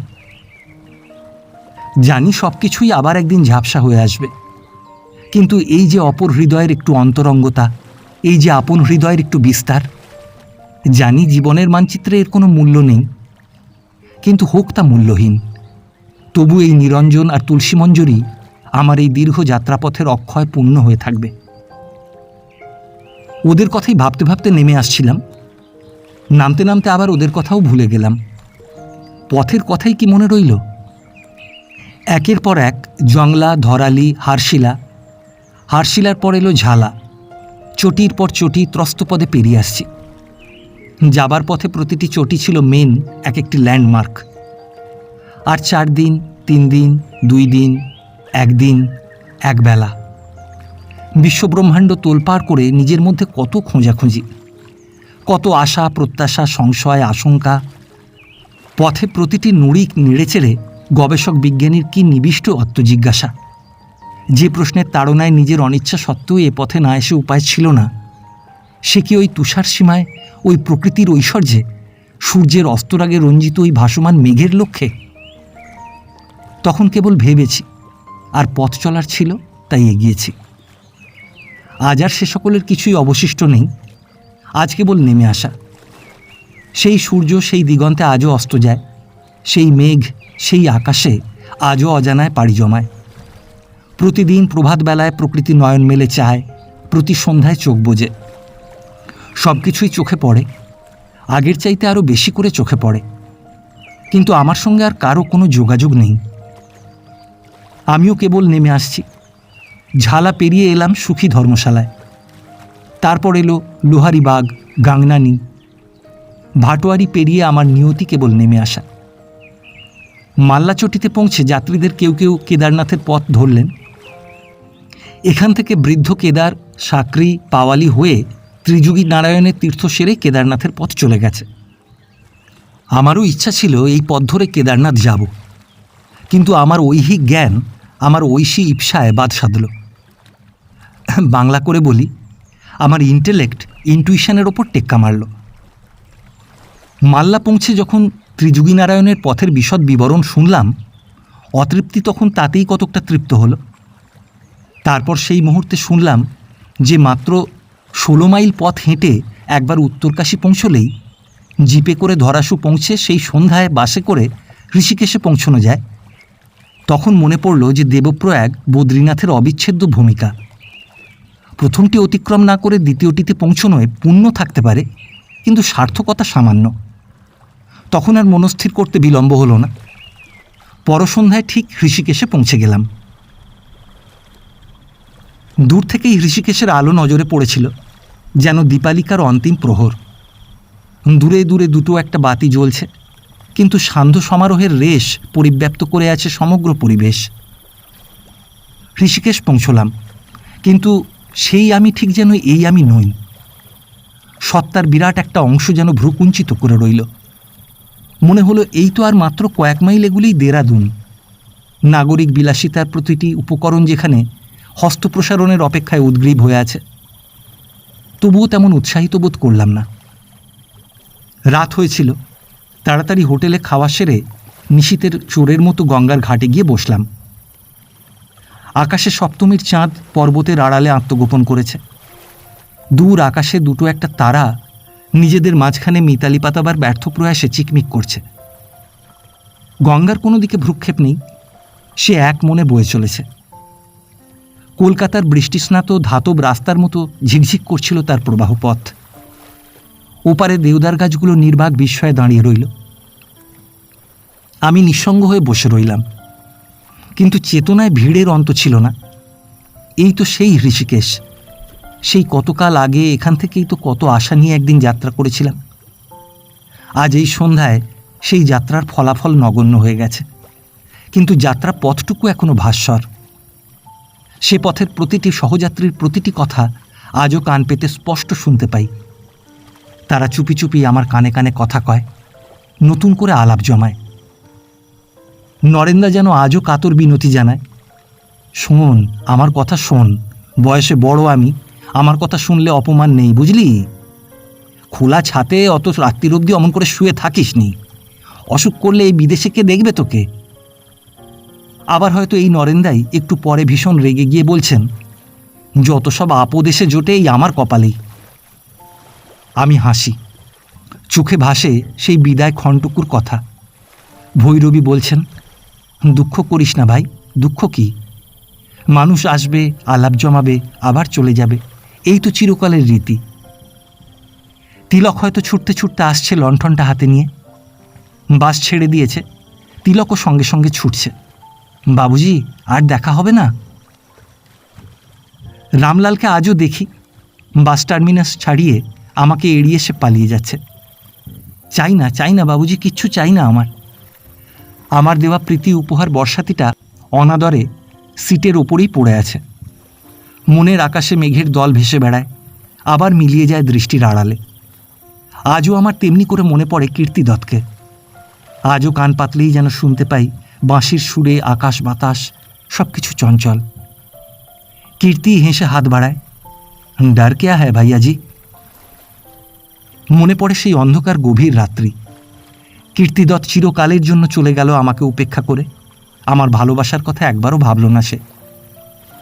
যাক, সবাই চলে যাক আমাকে একলা ফেলে।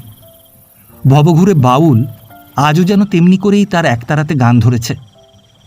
অনেক দেখে অনেক ঠেকে আমিও ভাই এই বুঝেছি, ভুলে যাওয়াই ভাবের গতিক, আমি তো ভাই এই জেনেছি। চিরকালটা মনে রেখে কে বাড়াবে বুকের বোঝা, কালের গতিক দেখে শুনে আমি তো ভাই বুঝি সোজা। ওরে ভাই, মানুষ চেনা সহজ কথা নয়। চোখ বুঝলেই যেন দেখতে পাই তুলসী মঞ্জরি তেমনি করেই দৃষ্টিহীন চোখ মেলে তাকিয়ে আছে। পিছনে রইল চিরকালের বাউল দম্পতি। আবার নিজের উৎসে ফিরে আসতে হবে। গঙ্গার গতি ব্যাহত হবার নয়। কত বাঁক, কত বাধা, কিন্তু গঙ্গার গতি অপ্রতিহত, অপ্রতিরোধ্য। নরেন্দা, তিলক, বাউল, তুলসী, কীর্তিদত্ত, কত নিবিড়ভাবে মনে পড়ে সবাইকে। সবাই সত্তার অংশ জুড়ে ছিল। সত্তার এক একটি অংশ নিয়ে সবাই যে যার পথে চলে গেছে। কিন্তু এদের সবাইকে অতিক্রম করে আরও কত কথা, আরও কতজনের কথা মনে পড়ছে আজ। আর এক পাও হাঁটবার প্রয়োজন নেই। বাসে চেপে হরিদ্বার পৌঁছলেই তিলক রিকশার ঘণ্টা বাজাতে বাজাতে হাসি মুখে হাজির হবে। হয়তো হবে না। স্মৃতির সিংহদ্বারে পৌঁছেই থমকে দাঁড়ালাম। দুয়ার খোলাই ছিল, কিন্তু পদক্ষেপ করতে ভয় হলো। কত নরেন্দার, কত সমবেদনা সেখানে সংকুচিত হয়ে আছে। কত তিলকের, কত হাসি সেখানে প্রস্তরীভূত। জন্মান্তরের অভিজ্ঞতা থেকে সব কিছুই তো আমার জানা কথা। কি হবে আবার সেই পুরনো হতাশায় হতাশ হয়ে, সেই পুরনো যন্ত্রণায় জর্জরিত হয়ে? মন আবার সেই গাংনানির পথে পথ হারালো। আবার সেই ভৈরব ঘাঁটির চড়াইয়ে শ্বাসরোধ করল। আবার গোমুখের তুষার সীমায় ডুব দিল। মনে হলো, কি প্রয়োজন অমন সাত তাড়াতাড়ি ফিরে যাবার? মাল্লাতে যে পাপ করেছি, ঋষিকেশ থেকে তার প্রায়শ্চিত্ত শুরু হোক না। কেন সেদিন ভয় পিছিয়ে এলাম? কেন সেদিন অন্যান্য তীর্থযাত্রীর মতো মাল্লা থেকে ত্রিযুগীনারায়ণের পথে পা বাড়ালাম না? কেন? আবার নতুন করে মনস্থির করে ফেললাম। আবার নতুন টুকিটাকি জিনিসে পূর্ণ করে নিলাম শূন্য ঝোলাটা। এবার এলো বিচ্ছেদের পালা। ছুটি শেষ হয়ে গেছে। গঙ্গোত্রী যমুনোত্রী দর্শন সমাপ্ত হয়েছে। বেনু এবার একাই ফিরে চলল নিজের কোটরে। ছিলাম 3, হলাম 2, রামলাল আর আমি। এবার শুরু হলো কেদারবদ্রীর চির ঈপ্সিত পথ, মানস লোকের পথ, স্বর্গারোহণের পথ। আবার নতুন করে শুরু হলো পথ চলা। সবুজ ঝান্ডা উড়িয়ে বাস চলেছে। পাশেই মৃত্যুর অতল গহ্বর। কাঁচের জানলা দিয়ে উদ্গ্রীব নিষ্পলক দৃষ্টিতে দেখি বাইরের নীল আকাশ, কালো পাহাড় আর নদীর সর্পিল গতিরেখা। ভেতরে দেখি নানা দেশের নানা মানুষের মেলা। কান্না আর হাসিতে, দুঃখে আর আনন্দে, আলোকে আর অন্ধকারে চলেছে সেখানে জীবন মৃত্যুর আনাগোনা। বাস চলেছে। শিবপুরি গুল্লারের পুল পেরিয়ে থামলো এসে ব্যাসিতে। তারপর কাউডিয়ালা, শাঁকনিদার, বিচ্চেলি খাল, পন্থগাঁও ছাড়িয়ে প্রায় বেলা 11টা নাগাদ বাস এসে থামল দেবপ্রয়াগে। দেবপ্রয়াগ, দেবতারও প্রিয় দেবপ্রয়াগ। চিত্রার্পিতবৎ দাঁড়িয়ে আছে যুগ যুগ ধরে পর্বতের বিশাল পটভূমিকায়। ছোট ছোট গেরুয়া রঙে ছোপানো দোতলা, 3 তলা কতকগুলো পাথরের বাড়ি, মন্দিরের চূড়া। যোগিয়া রঙের ঝান্ডা উঠছে বাতাসে। সব কিছুই আনন্দময়, সব কিছুই সুন্দর, সব কিছুই সূর্যের উজ্জ্বল প্রভায় প্রজ্জ্বল, আপন ভাস্বরতায় প্রণত। বাস থেকে নেমেই মাটির ছোঁয়ায় যেন সম্মোহিত হয়ে গেলাম। সমস্ত চেতনা, সমস্ত সম্বিত যেন কোথায় হারিয়ে গেল। মনের দিগন্ত এক অপূর্ব মাদকতায় স্বপ্নালু হয়ে উঠল ধীরে ধীরে। প্রয়াগের বিচিত্র দোতনার চেতনা যেন কেমন উন্মনা হয়ে গেল। সঙ্গমে মিলিত হয়েছেন দেবলোকের 2টি প্রবাহিনী, ভাগীরথী আর অলকানন্দা। অলৌকিক আনন্দে আত্মহারা, উৎসবের সঙ্গীতে আনমনা। এখানে এসেই দুজনে একজনের মাঝে হারিয়ে গেল। ভাগীরথী আর অলকানন্দা এক হয়ে গেল একটি ধারায়। এই সম্মিলিত পুণ্যতোয়া গঙ্গাই হিন্দু জীবনের অদ্বৈত বিশ্বাস। দেবপ্রয়াগের বাতাসে মাদকতা, আকাশে উদারতা, অন্তরিক্ষে অসীম ব্যাপ্তি, আর নদীর গর্জনে আছে বিলুপ্তির আহ্বান। দেবতার প্রিয় যজ্ঞভূমি এই দেবপ্রয়াগ। বাস থেকে নেমে সংকীর্ণ লোহার ঝুলা পেরিয়ে এপারে এলাম। সংকীর্ণ পথ, তাতে যাত্রীর আনাগোনা, নিচে প্রবহমানা খরস্রোতার সফেন উচ্ছল প্রগল্ভতা, দুপাশে ছোট ছোট দোকান। একটু এগিয়েই পথটা দ্বিধাবিভক্ত হয়ে গেল। একটি উঠে গেল সিঁড়ির পর সিঁড়ি বেয়ে ওপরে রঘুনাথজির মন্দিরে, অপরটি নেমে গেল সঙ্গম ক্ষেত্রে। হিমালয়ের কোলে অপূর্ব পরিবেশে মিতালি পাতিয়েছে ছোট্ট জনপদটি। যন্ত্রের উচ্ছৃঙ্খল আর্তনাদ নেই, উদ্ধত সভ্যতার ভ্রুকুটি নেই, নেই প্রকৃতি আর মানুষে অর্থহীন প্রতিদ্বন্দ্বিতা। কিছুটা এগিয়েই আবার একটি ঝুলন্ত লোহার সাঁকো, নিচে নীলনয়না অলকানন্দার উদ্বেল কল্লোল। অলকার আঁখিও বুঝি পলক হারায় অপূর্ব সে নয়ন ভোলানো দৃশ্যে। ঝুলা পেরিয়ে ওপারে গেলাম। এপার পাউড়ি গাড়োয়াল, ওপার টেহরি গাড়োয়াল, আর দেবপ্রয়াগ দুই পারের। উঁচু পথ বেয়ে চললাম কাঠের বাড়িগুলো পেরিয়ে। ছোট্ট পাহাড়ি বাজার, লোক আছে ভিড় নেই, ভিড় আছে চঞ্চলতা নেই। চঞ্চলতা যদিও বা কখনো সখনো চোখে পড়ে, প্রগল্ভতার লেশমাত্র নেই। সবাই যে যার কাজ করে চলেছে, মন্থর গতিতে চলেছে দৈনন্দিন জীবনের ধারা। দর্জির দোকান, বৈদ্যজির আয়ুর্বেদ ভবন, চায়ের দোকান, পকৌড়ি মিঠাইয়ের দোকান, কাপড়ের দোকান, সবই আছে দেবপ্রয়াগে। নেই কেবল বিকিকিনির কুৎসিত কোলাহল। আরও খানিকটা এগিয়ে গেলেই কালীকম্বলির ধর্মশালা। সুন্দর পরিবেশে দুই মহলা ধর্মশালাটি। নিচেই গভীর গর্জনে ছুটে চলেছেন অলকানন্দা। নদীতে নেমে যাবার পথটি বন্ধুর ও দুর্গম। ধর্মশালার সামনে প্রশস্ত একটি উঠান, আর বিরাট অশ্বত্থ গাছটি ডালপালা বিস্তার করে আছে প্রায় সারাটা উঠান জুড়ে। কত মানুষের ভিড় ধর্মশালায়, কত জাতের মানুষ, কত দেশের মানুষ, কত বিচিত্র মানুষের মেলা। বাসে আসতে আসতেই অনেকবার বিমুগ্ধ দৃষ্টিতে দেখেছি গঙ্গার অপর পারের ধার ধরে ধরে আগাগোড়া চলে গেছে এক সর্পিল বক্র গৈরিক পথরেখা, পায়ে হাঁটা পথ।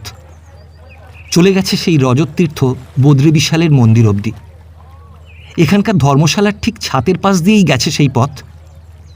যেদিন দেবপ্রয়াগ ছিল শুধু দেবতারই, যেদিন বাতাসে ছিল না পেট্রোলের গন্ধ, পথের ধুলোয় পড়তো না টায়ারের দাগ, সেদিনকার একমাত্র সম্বল ছিল এই আঁকাবাঁকা অশ্বর বক্র রেখাপথ। সেদিনকার পথ ছিল মহাপ্রস্থানের পথ, তীর্থের পথ। ভূগোলের মাপে এখান থেকে বদ্রীনাথের দূরত্ব 124 মাইল। কত যাত্রী আজও এই হাঁটা পথ ধরে চলেছেন তীর্থের পথে। কেন জানি না, ওরা যখন হাসি মুখে ধর্মশালায় এসে পৌঁছতেন, আমার সারাটা মন হিংসায় জ্বলে যেত। হিসাবের খাতায় ওদের ক্লেশ জমা পড়ছে, ভক্তি জমা পড়ছে, আর আমার আত্মশ্লাঘায় নিত্যদিন শুধু আমার নিঃস্ব হবার নিয়তি।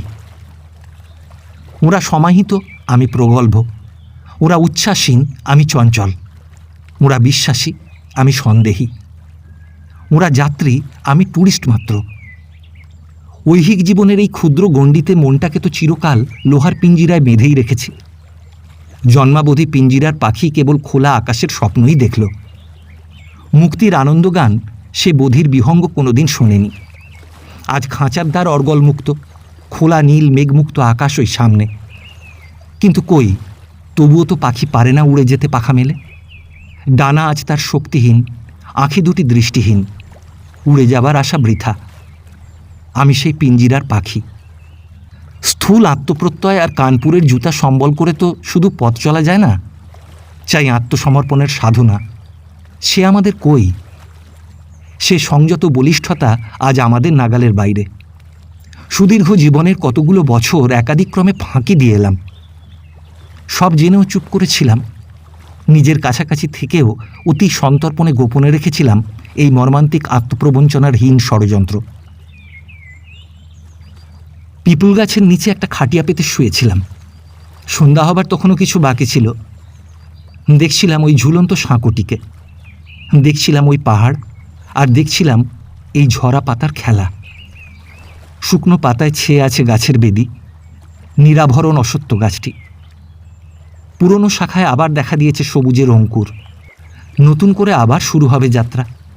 তাই আমি দেখছিলাম অবাক হয়ে। দেখছিলাম ওই নীল আকাশ, চারিদিক পর্বত বেষ্টিত, শুধু মাঝখানে এতটুকু আকাশ। দূরের কোণটাতে এক টুকরো কালো মেঘ জমেছে। দুটো একটা শঙ্খচিল উড়ছে অনেক উঁচুতে, চলেছে দূরে, অনেক দূরে, বুঝিবা নিজের সীমানা হারিয়ে ফেলেছে অনন্ত আকাশে। পশ্চিম আকাশে পাহাড়ের পেছনে অনেক আগেই সূর্য ঢলে পড়েছেন। ছায়া ঘনিয়ে এসেছে পাহাড়ে, নদীতে, আকাশে আর পাহাড়তলিতে।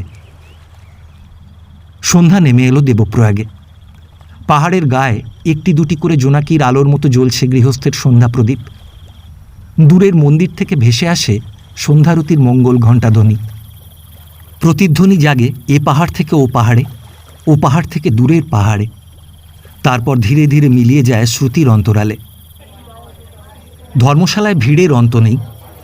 উপরতলার ছোট্ট একটি কামরা মিলেছে ভাগ্যক্রমে। নিচতলার ঢাকা বারান্দায় আসরটি জমেছে মনের মতন করে।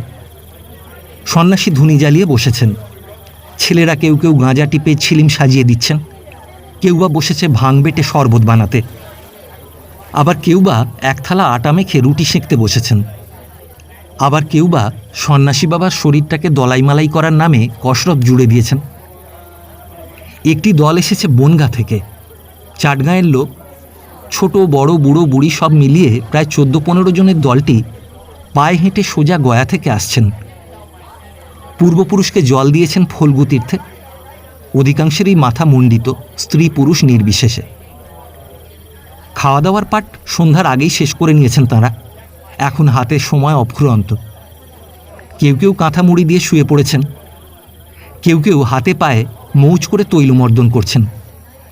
বুড়োরা নতুন করে কলকেতে আগুন দিয়ে সুখ দুঃখের গল্প করছেন, পুরনো দিনের কথা, যেদিন দেশভাগ হয়নি সেদিনকার কথা। বুড়িরা পান সাজতে বসেছেন চুনসুপুরি দিয়ে, কেউ বা আবার আপন দেশি চট্টল ভাষায় শুরু করেছেন রামপ্রসাদী। কয়েকজন গেরুয়াধারী উদাসী সম্প্রদায়ের বাবাজিকে দেখলাম। তাঁরা রাত্রিযাপনার উদ্যোগ করছেন ছেঁড়া কাঁথা আর কম্বল বিছিয়ে। বিড়ির আলোয় পরস্পর পরস্পরের মুখ চিনে আপন ভাষায় আগামী পথযাত্রার আলোচনা করছেন। বালিয়া জেলার অযোধ্যা প্রসাদ নিষ্কাম ব্রত নিয়ে পড়ে আছেন। মাসের পর মাস ধরে চলেছে এই ব্রত। সাড়া নেই, শব্দ নেই, চাওয়া নেই, কামনা নেই, কিছু নেই অযোধ্যা প্রসাদজির, শুধু নিষ্পলক চেয়ে আছেন। একজন বালক সাধুকে নিয়ে খুব মাতামাতি চলছে। কিশোর বালকটি নাকি মৌজা বৃন্দাবনের বালক শ্রীকৃষ্ণর নবতম সংস্করণ। 11 অবতার, ভূত ভবিষ্যৎ নিশ্চিত বলতে পারেন। এক মুঠো বালুকে এক তুড়িতে শক্কর বানাতে কিংবা লাল ফুলকে সাদা করতে কিছুমাত্র বেগ পেতে হয় না। দুনিয়ার সব কিছুই এই বালক সাধুর করায়ত্ত, বশীকরণ থেকে শুরু করে ভক্তকে কৃষ্ণ দর্শন করানো পর্যন্ত। বালকটির ঐহিক ও আধ্যাত্মিক অভিভাবকটিকেও দেখলাম। সর্বদিকে সজাগ দৃষ্টি তাঁর, একাই সব দিক তদারক করছেন। বালক সাধুটিকে ঘিরে ভক্তের ভিড়, সবাই হাত জোর করে বসে আছেন। আমার রামলালও গিয়ে জুটেছে সেইখানে। রামলালের কাছ থেকেই শুনলাম বালক সাধুর অলৌকিক শক্তির কিছু কিছু নমুনার আভাস মাত্র। খাওয়ার ডাক এলো হোটেলওয়ালার কাছ থেকে। অনিচ্ছা সত্ত্বেও উঠতে হলো। দেবপ্রয়াগে এসে খাওয়া তৈরি করার ঝঞ্ঝাট আর রাখিনি, তাই আমাদের দুজনেরই সময় জুটেছে অফুরন্ত। খাওয়ার পাট চুকিয়ে এসে যে যার মতো শুয়ে পড়লাম। নিচে চলেছে তখনও নানা জনের নানা ঘরোয়া আলোচনা। শুয়ে শুয়ে অলোকানন্দার উচ্ছ্বসিত কলসঙ্গীত শুনতে শুনতে ঘুমিয়ে পড়লাম। অতি প্রত্যুষে ঘুম ভেঙে গেল। ধর্মশালার কামরা ছেড়ে বাইরে এসে দাঁড়ালাম। আকাশ তখনও অন্ধকারমুক্ত হয়নি। রাত্রি আর প্রভাতের সন্ধিক্ষণ। সমস্ত দেবপ্রয়াগ তখনও ঘুমিয়ে। গাছপালা, কাঠের বাড়িগুলো সব যেন ঝিমুচ্ছে, শুধু নদীর গতি বিরামবিহীন। বাজার পেরিয়ে ঝুলন্ত সাঁকো বেয়ে ওপারে গেলাম। ঘুমন্ত বস্তি বাজার দিয়ে একা একা পথ চলতে লাগলাম। আলো আর অন্ধকারে অপূর্ব এক মায়ার খেলা চলেছে। দূরে সঙ্গমের গগনভেদী গর্জন। এক পা করে ধীর পদক্ষেপে সঙ্গম ভূমির দিকে এগুতে লাগলাম।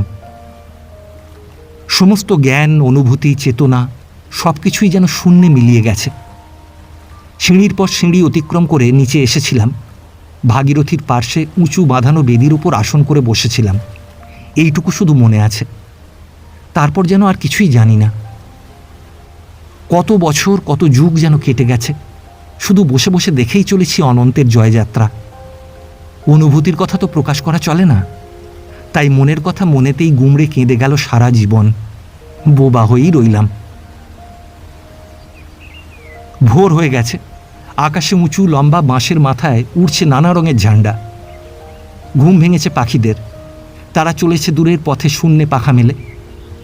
ঘুম ভেঙেছে মানুষের, তারা এসেছে পুণ্যভূমি সঙ্গম ক্ষেত্রে পবিত্র অবগাহনে। কেউ কেউ বা তর্পণ শ্রাদ্ধাদি করছেন পিতৃপুরুষের আত্মার উদ্দেশ্যে। পথিপার্শ্বের এই উপরি পুণ্যটুকু ছাড়তে কেউ রাজি নন, তাই বছরের এই সময়টাতে পাণ্ডাদেরও উপরি কিছু জুটে যায়। যাজক ও যজমানে সঙ্গম ক্ষেত্র মুখরিত। নবোদিত সূর্যের করসম্পাতে হিমালয়ের ঘুম ভেঙেছে, ধ্যান ভাঙছে। অন্ধকারের জাল ছিঁড়ে দেখা গেল একের পর এক পর্বতের উন্নত শিখর চূড়া, অনাবিল আলোয় আলোকিত, উদার সৌন্দর্যে অটল, গাম্ভীর্যে সস্মিত। বিস্ময়ে বিহ্বল, আনন্দে আত্মহারা, অনবদ্য নিস্তব্ধতায় নিশ্চল হয়ে গেলাম। বিমুগ্ধ দৃষ্টি পর্বতের শিখরদেশ থেকে ক্রমে ক্রমে গভীর বনানী অতিক্রম করে নিচে নেমে এলো। নিচে, বহু নিচে, সেখানে চলেছে তড়িৎ গতিতে উচ্ছল উদ্দাম সফেন ভাগীরথী, আর চকিতা চঞ্চলা কলস্বনা নীলনয়না অলকানন্দা। এই সঙ্গম ক্ষেত্রেই মিলন হয়েছে দুজনার, পরস্পর পরস্পরের আলিঙ্গনাবদ্ধ। কি গভীর গর্জন, কি যেন এক ঐশী অনুভূতি লুকানো আছে এই সঙ্গমের গভীরতায়। মনের সব পুণ্যগৃধনুতা, যত সব হিসাব নিকাশ, সব যেন গুলিয়ে গেল এই প্রভাত বেলাতেই। কত দেশের মানুষ এসেছে হিমালয়ের এই ছোট্ট জনপদে। পবিত্র অবগাহন শেষে রঘুনাথজির মন্দিরে পূজা দিয়ে আবার যে যার পথে চলে যাবেন। তারা দেবঋণ পরিশোধ করতে যেচে এসেছেন নতুন মন নিয়ে। আমার মতো খুঁটিয়ে দেখতে আসেননি দেবপ্রয়াগে, খুঁটিনাটি সব কিছু জানতে। জনসংখ্যা কত, পরিধি কত বর্গমাইল, কিংবা জাতীয় কংগ্রেসি সরকারের কৃপাদৃষ্টিতে কতটা উন্নতি হলো এই জনপদের, ইত্যাদি ইত্যাদি। ভ্রমণ কাহিনী লিখতে তারা আসেননি, তারা এসেছেন ধুলার অন্ধকারে নতুন সূর্যোদয় দেখার অভিলাষে। প্রস্তর বাঁধানো সঙ্গমের স্নানের ঘাট, আর তাতে মোটা মোটা লোহার শিকল বাঁধা। শিকল ধরে ধরে স্নান করতে হয়, ডুবো দিতে হয়। হস্তচ্যুত হলে একেবারে সরাসরি স্বর্গলাভ। আর নশ্বর দেহটি অচিরেই ঋষিকেশ কিংবা হরিদ্বারের ঘাটে পৌঁছে যাবে বিনা খরচাতেই। ঘাটের দুপাশে দুটি বিরাট বিরাট গুহা, সূর্য গুহা ও চন্দ্র গুহা। সেখানে বিগ্রহ ও পূজারী দুই আছেন। ধুনি জ্বালিয়ে বসেছেন সন্ন্যাসী, গাঁজার ছিলিম সাজিয়ে দেবার ভক্তের অভাব নেই। আস্তে আস্তে স্নানের ঘাটে ভিড় বাড়ছে, সঙ্গে সঙ্গে রৌদ্রের তেজও। আবার সিঁড়ির পর সিঁড়ি অতিক্রম করে রাস্তায় এলাম। রাস্তার পাশেই চায়ের দোকান। একপাশে চুপটি করে বসে দেখতে লাগলাম মানুষের আনাগোনা। গরম চায়ের পাত্রটি প্রভাতবেলায় মনটাকে এক অপূর্ব মাদকতায় ভরিয়ে দিল। তখন মনে হলো কলকাতায় এমন চা কস্মিনকালেও পাওয়া যায় না।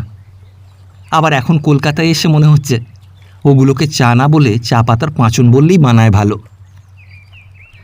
গ্লাসের চা শেষ হবার আগেই আবার কখনো উন্মনা হয়ে গেলাম। হিমালয়ের পথে পদক্ষেপের সেই প্রথম মুহূর্ত থেকেই দেখছি যে নিজের মনের ওপর আর যেন কোনো কর্তৃত্ব নেই আমার।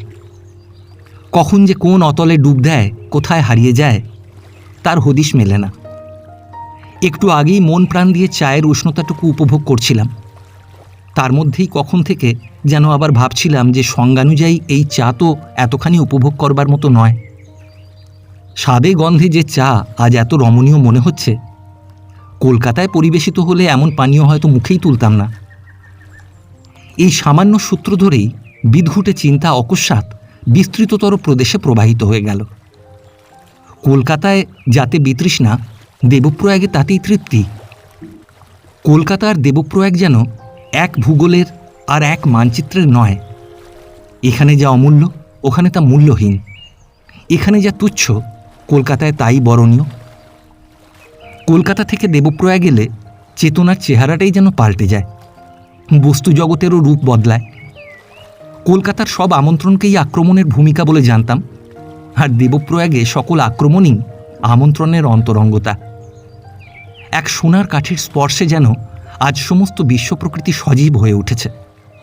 আত্মীয়তার যোগসূত্র বিস্তৃত হয়েছে পথের প্রতিটি মানুষের সঙ্গে, গাছের প্রতিটি পাতার সঙ্গে, আলোর প্রতিটি অণুর সঙ্গে, পর্বতের প্রতিটি প্রস্তরের সঙ্গে। সিঁড়ি বেয়ে রঘুনাথজির মন্দিরে এলাম। অতি প্রাচীন মন্দির। এক ফালি উঠান পেরিয়ে রঘুনাথজির সুউচ্চ মন্দির।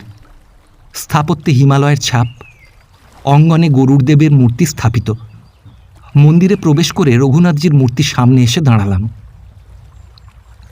কোষ্টি পাথরে গড়া রঘুনাথজির প্রস্তর মূর্তি, অপূর্ব দীর্ঘ দেহ, নানা অলঙ্কারে রাজসাজে সজ্জিত, হাতে ধনুক বাণ, বামে সীতা দেবী, দক্ষিণে ভাই লক্ষণ। অন্ধকার গর্ভগৃহে ঘিয়ের প্রদীপ জ্বলছে। সেই আলোতে দেখে নিলাম অপূর্ব সুন্দর বিগ্রহ। অনেকগুলো ঘণ্টা ঝুলছে মাথার ওপরে। তীর্থযাত্রী দল উঁচু হয়ে ছুঁয়ে ছুঁয়ে যায় ঘণ্টাগুলোকে। আকাশে বাতাসে সুমধুর সুরের ঝঙ্কার জাগে। মন্দিরের অঙ্গনে দাঁড়িয়ে দাঁড়িয়ে দেখছিলাম দেবপ্রয়াগকে। ওই দেখা যায় নিচে বয়ে চলেছেন ভাগীরথী আর অলকানন্দা। ওই দেখা যায় দূরে কালীকম্বলীর ধর্মশালা, ডাকঘর, লোহার ঝুলন্ত সাঁকো, রঘুনাথ কীর্তি মহাবিদ্যালয়। আকারে ছোট হলেও সব কিছুই আছে দেবপ্রয়াগে।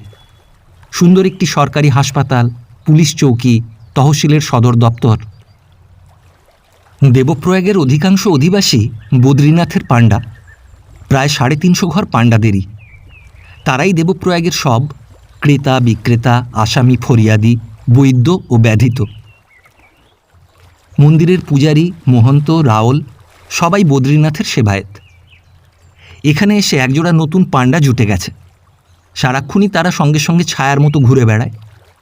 দেবপ্রয়াগের যত কিছু দ্রষ্টব্য তা এই নতুন আনকোরা পাণ্ডা দুজনই আমাকে দেখিয়েছে। বয়সে দুজনই বালক। স্থানীয় বিদ্যালয়ে ছোটটি 7ম ও বড়টি 8ম শ্রেণীতে পড়ছে। দুজনেই দেখতে সুন্দর। নাম দীনেশচন্দ্র ও সুভাষচন্দ্র। সুভাষচন্দ্র দীনেশের কাকার ছেলে। কাকা দেবপ্রয়াগের একজন নামী পাণ্ডা, অনেক জমি জমার মালিক।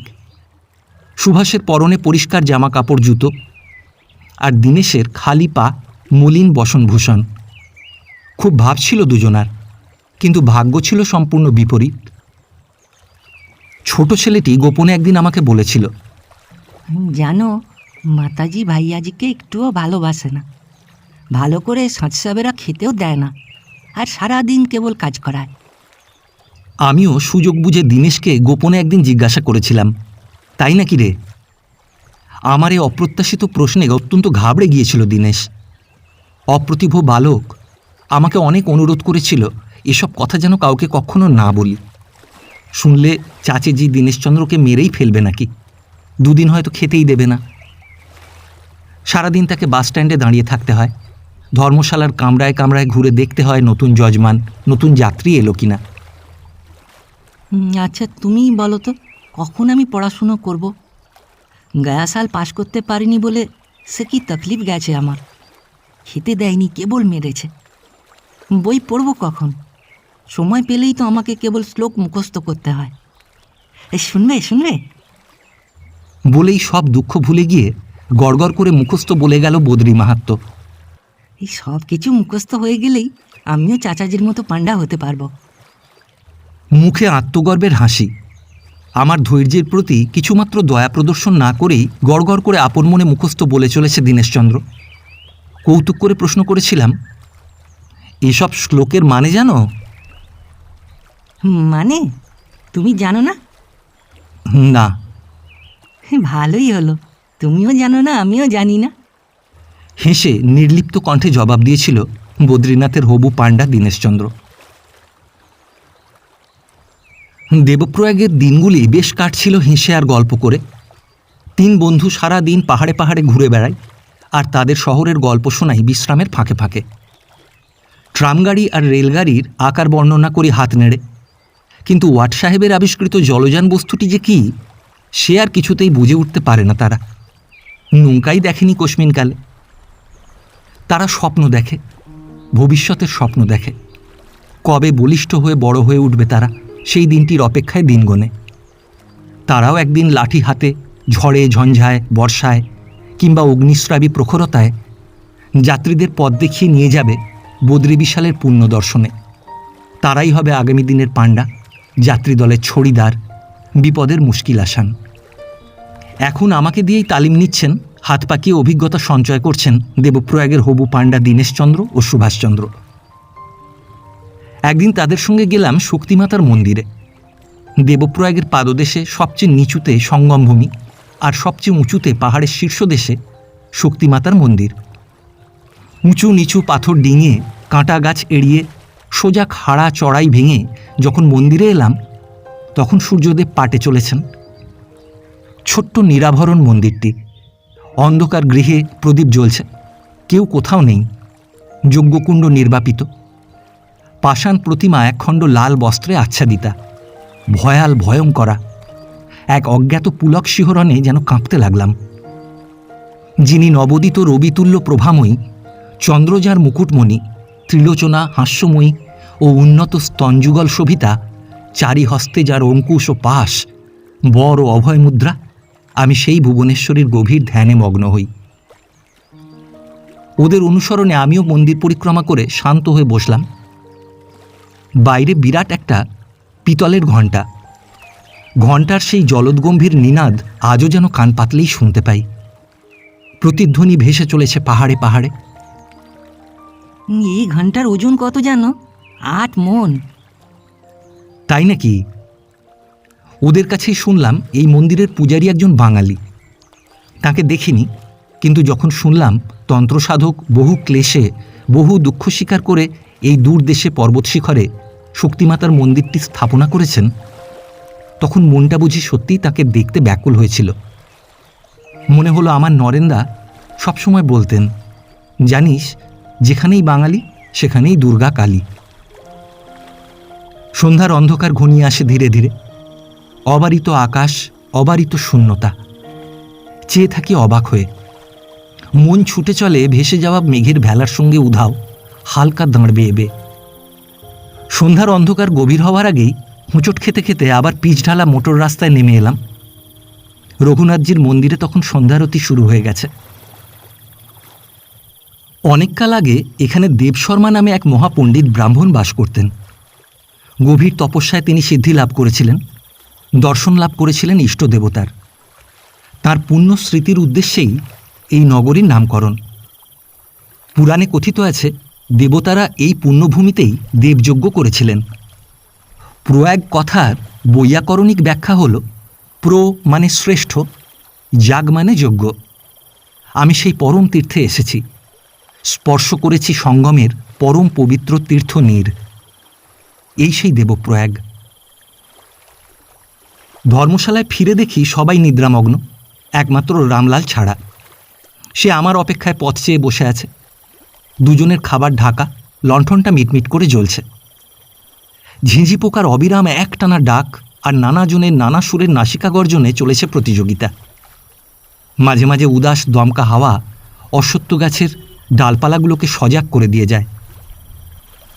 অলকানন্দার আকুল আহ্বানে মনের দিগন্ত নতুন দোতনায় উদ্ভাসিত হয়ে গেল।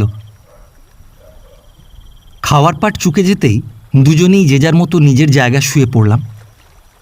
রামলাল অতি ধীরে ধীরে প্রশ্ন করল, বাবুজি, ও বাবুজি, আর কতদিন এখানে থাকবে? এবার চলো। কেন এত তাড়া কিসের? ব্যস্ত আছি। আবার সমস্ত আবহাওয়া নীরব হয়ে গেল। রাতের অন্ধকারে মিলিয়ে গেল সমস্ত অস্তিত্ব। শোঁ শোঁ করে রাতের হাওয়া কাঠের দরজায় নাড়া দিয়ে যায়, দোলা দিয়ে যায় অশ্বত্থের শুকনো ডাল, উড়িয়ে নিয়ে যায় ঝরা পাতার রাশি। নিচতলার তান্ত্রিক সন্ন্যাসীর ঘুম ভেঙেছে। খড়মের খটখট গুরুগম্ভীর আওয়াজে বুঝলাম তিনি বাইরে বেরিয়েছেন। হঠাৎ একটা মর্মভেদী বিরাট হুঙ্কারে রাতের স্তব্ধতা ভেঙে খান খান হয়ে গেল। বম কালী, বম কালী, তারা ব্রহ্মময়ী। পরদিন স্নানে এসেছি অলকানন্দায়। ধর্মশালারই নিচে অনেক নিচুতে একটা উপলখণ্ডে বসে বসে দেখছিলাম নদীর অবিরাম প্রবাহ। বেলাভূমিতে শুধু পাথরের মেলা। পাথরের বুকে ব্যাহত হয়ে বারবার শুধু নিষ্ফল আক্রোশ জানায় অলকানন্দা। কি গভীর গর্জন! নদীতে নেমে স্নান করার আশা বৃথা, প্রচেষ্টা অসম্ভব। ভীষণ স্রোত, তাই পাথরে বসে ঘটির জলে দেহ সিঞ্চিত করা ছাড়া অন্য কোনো উপায় নেই। তাতেই তৃপ্ত হতে হয় স্নানার্থীর। ঝাঁকে ঝাঁকে মহাশোল মাছ নদীর উজানে মুখ তুলে খেলে বেড়ায়, ছোট বড় নানা আকারের। অবাক হয়ে দেখি মাছের হুটোপুটি, গাংচিলের আর মাছরাঙার কাতর দৃষ্টি। ঝুরঝুর করে মাঝে মাঝে পাহাড়ের চাই ভেঙে ভেঙে পড়ছে। ক্ষণিকের জন্য জল ঘোলা হয়ে ওঠে, আবার পরমুহূর্তেই আপনার রূপ পরিগ্রহ করে। অলকানন্দার অচ্ছদ জলধারা আপন মনে বয়ে চলে। সে জানতেও পারে না তার ভাগ্যলিপি, ভাগীরথীর জলধারায় নিজেকে বিসর্জন দেবার অমোঘ নিয়তি। স্বর্গের অলকানন্দা মর্তের ছোঁয়া আর পেল না, সঙ্গমেই হলো তার বিলুপ্তি। পাথরের ফাঁকে ফাঁকে কত নাম না জানা গাছের ঝোপ, গুল্মলতা, ফণিমনসা, কাঠটগর আর মেহেদি গাছের ঝোপ, সন্ধ্যামালতির ঝাড়, কত বাহার, কত বর্ণের সমারোহ। পায়ের কাছে নদীর গভীরতা অতি অল্প, কিন্তু স্রোত কম নেই। এই পাথরটাকে জড়িয়ে ও পাথরটাকে সামনে রেখে নানা কসরত করে চিত হয়ে শুয়েছিলাম। বুকের ওপর দিয়েই নদীর অচ্ছদ স্রোতধারা বয়ে চলেছে। সোনালি রোদ্দুরে চিকচিক করছে নদীর জল। মাঝের ঝাঁক একেবারে কাছে চলে আসে, বুঝতেও পারে না মানুষের অস্তিত্ব। ছোঁয়া লাগে, চমকে ওঠে মাছের ঝাঁক। পাখনার ঝাপটায় নদীর জলে আলোড়ন তুলে দূরে চলে যায়, অনেক দূরে। নদীর শীতল জলে গা এলিয়ে শুয়ে আছি। রামলাল এক মনে আমাদের দুজনের ময়লা জামা কাপড় কেচেই চলেছে, কোনো দিকে ভ্রুক্ষেপ নেই তার। হঠাৎ দেখি দূরে একটা পাথরের ওপর গালে হাত দিয়ে বসে আছেন বন্ধু দীনেশচন্দ্র। স্নান সেরে কাছে গেলাম, দেখি অভিমানে চোখ দুটো তার ছলছল করছে, মুখখানা বিষণ্ণ। কি হলো রে? चाची ने हमको आज बहुत पिटाया, कुछ खाने भी नहीं दिया, मगर मैंने कुछ कसूर नहीं किया था। মনটা ব্যথিত হলো বালকের মনোবেদনায়। চাচা আজ হরিদ্বার से वापस आए हैं। কত জিনিস এনেছেন সুভাষের জন্যে। জুতো আছে, তবুও নতুন এক জোড়া জুতো এসেছে সুভাষের জন্যে, আর আমার এক জোড়াও নেই। চেয়েছিলাম কি না, তাই চাচিজি আমায় বহুত মেরেছে। চোখের জল মুছে হঠাৎ আবার প্রশ্ন করল, আচ্ছা, কলকাতায় আমার পায়ের মাপের জুতো পাওয়া যায়? এই অপ্রত্যাশিত প্রশ্নটা শুনে প্রথমে হাসি এলো আমার। মুখ তুলে চাইলাম। জানো, আমার পাটা মস্ত বড় কি না, সুভাষের চাইতে অনেক বড়, আর দেখতেও খুব বিশ্রী, তাই না? কাকা বলেছেন আমার পায়ের মাপের জুতো কোথাও পাওয়া যায় না, দেবপ্রয়াগ, ঋষিকেশ, হরিদ্বার কোথাও না। আচ্ছা, তোমাদের কলকাতায় আমার পায়ের জুতো পাওয়া যাবে? সেদিন কি জবাব দিয়েছিলাম আমার আজ আর কিছু মনে নেই। শুধু মনে আছে একটু পরেই দিনের সব ভুলে গিয়েছিল। যত কিছু অভিমান, যত কিছু অভিযোগ, কথার ফাঁকেই সব গুলিয়ে গিয়েছিল। আর আমাকে বলেছিল, কাল তোমাকে একটা নতুন জায়গায় নিয়ে যাব, এখান থেকে অনেক অনেক দূরে। তারপর একদিন আবার এলো পথের ডাক, এলো নতুনের ইশারা। দূরত্বের সকল ব্যবধান গেল ঘুচে। কালের চাকা এগিয়ে চলে সামনে। আকাশের গায়ে দেখা দিল ভোরের আলো, দেখা দিল অজানা এক নতুন পথ, আঁকা বাঁকা, চিরঈপ্সিত কেদারবদ্রীর পথ ওই সামনে।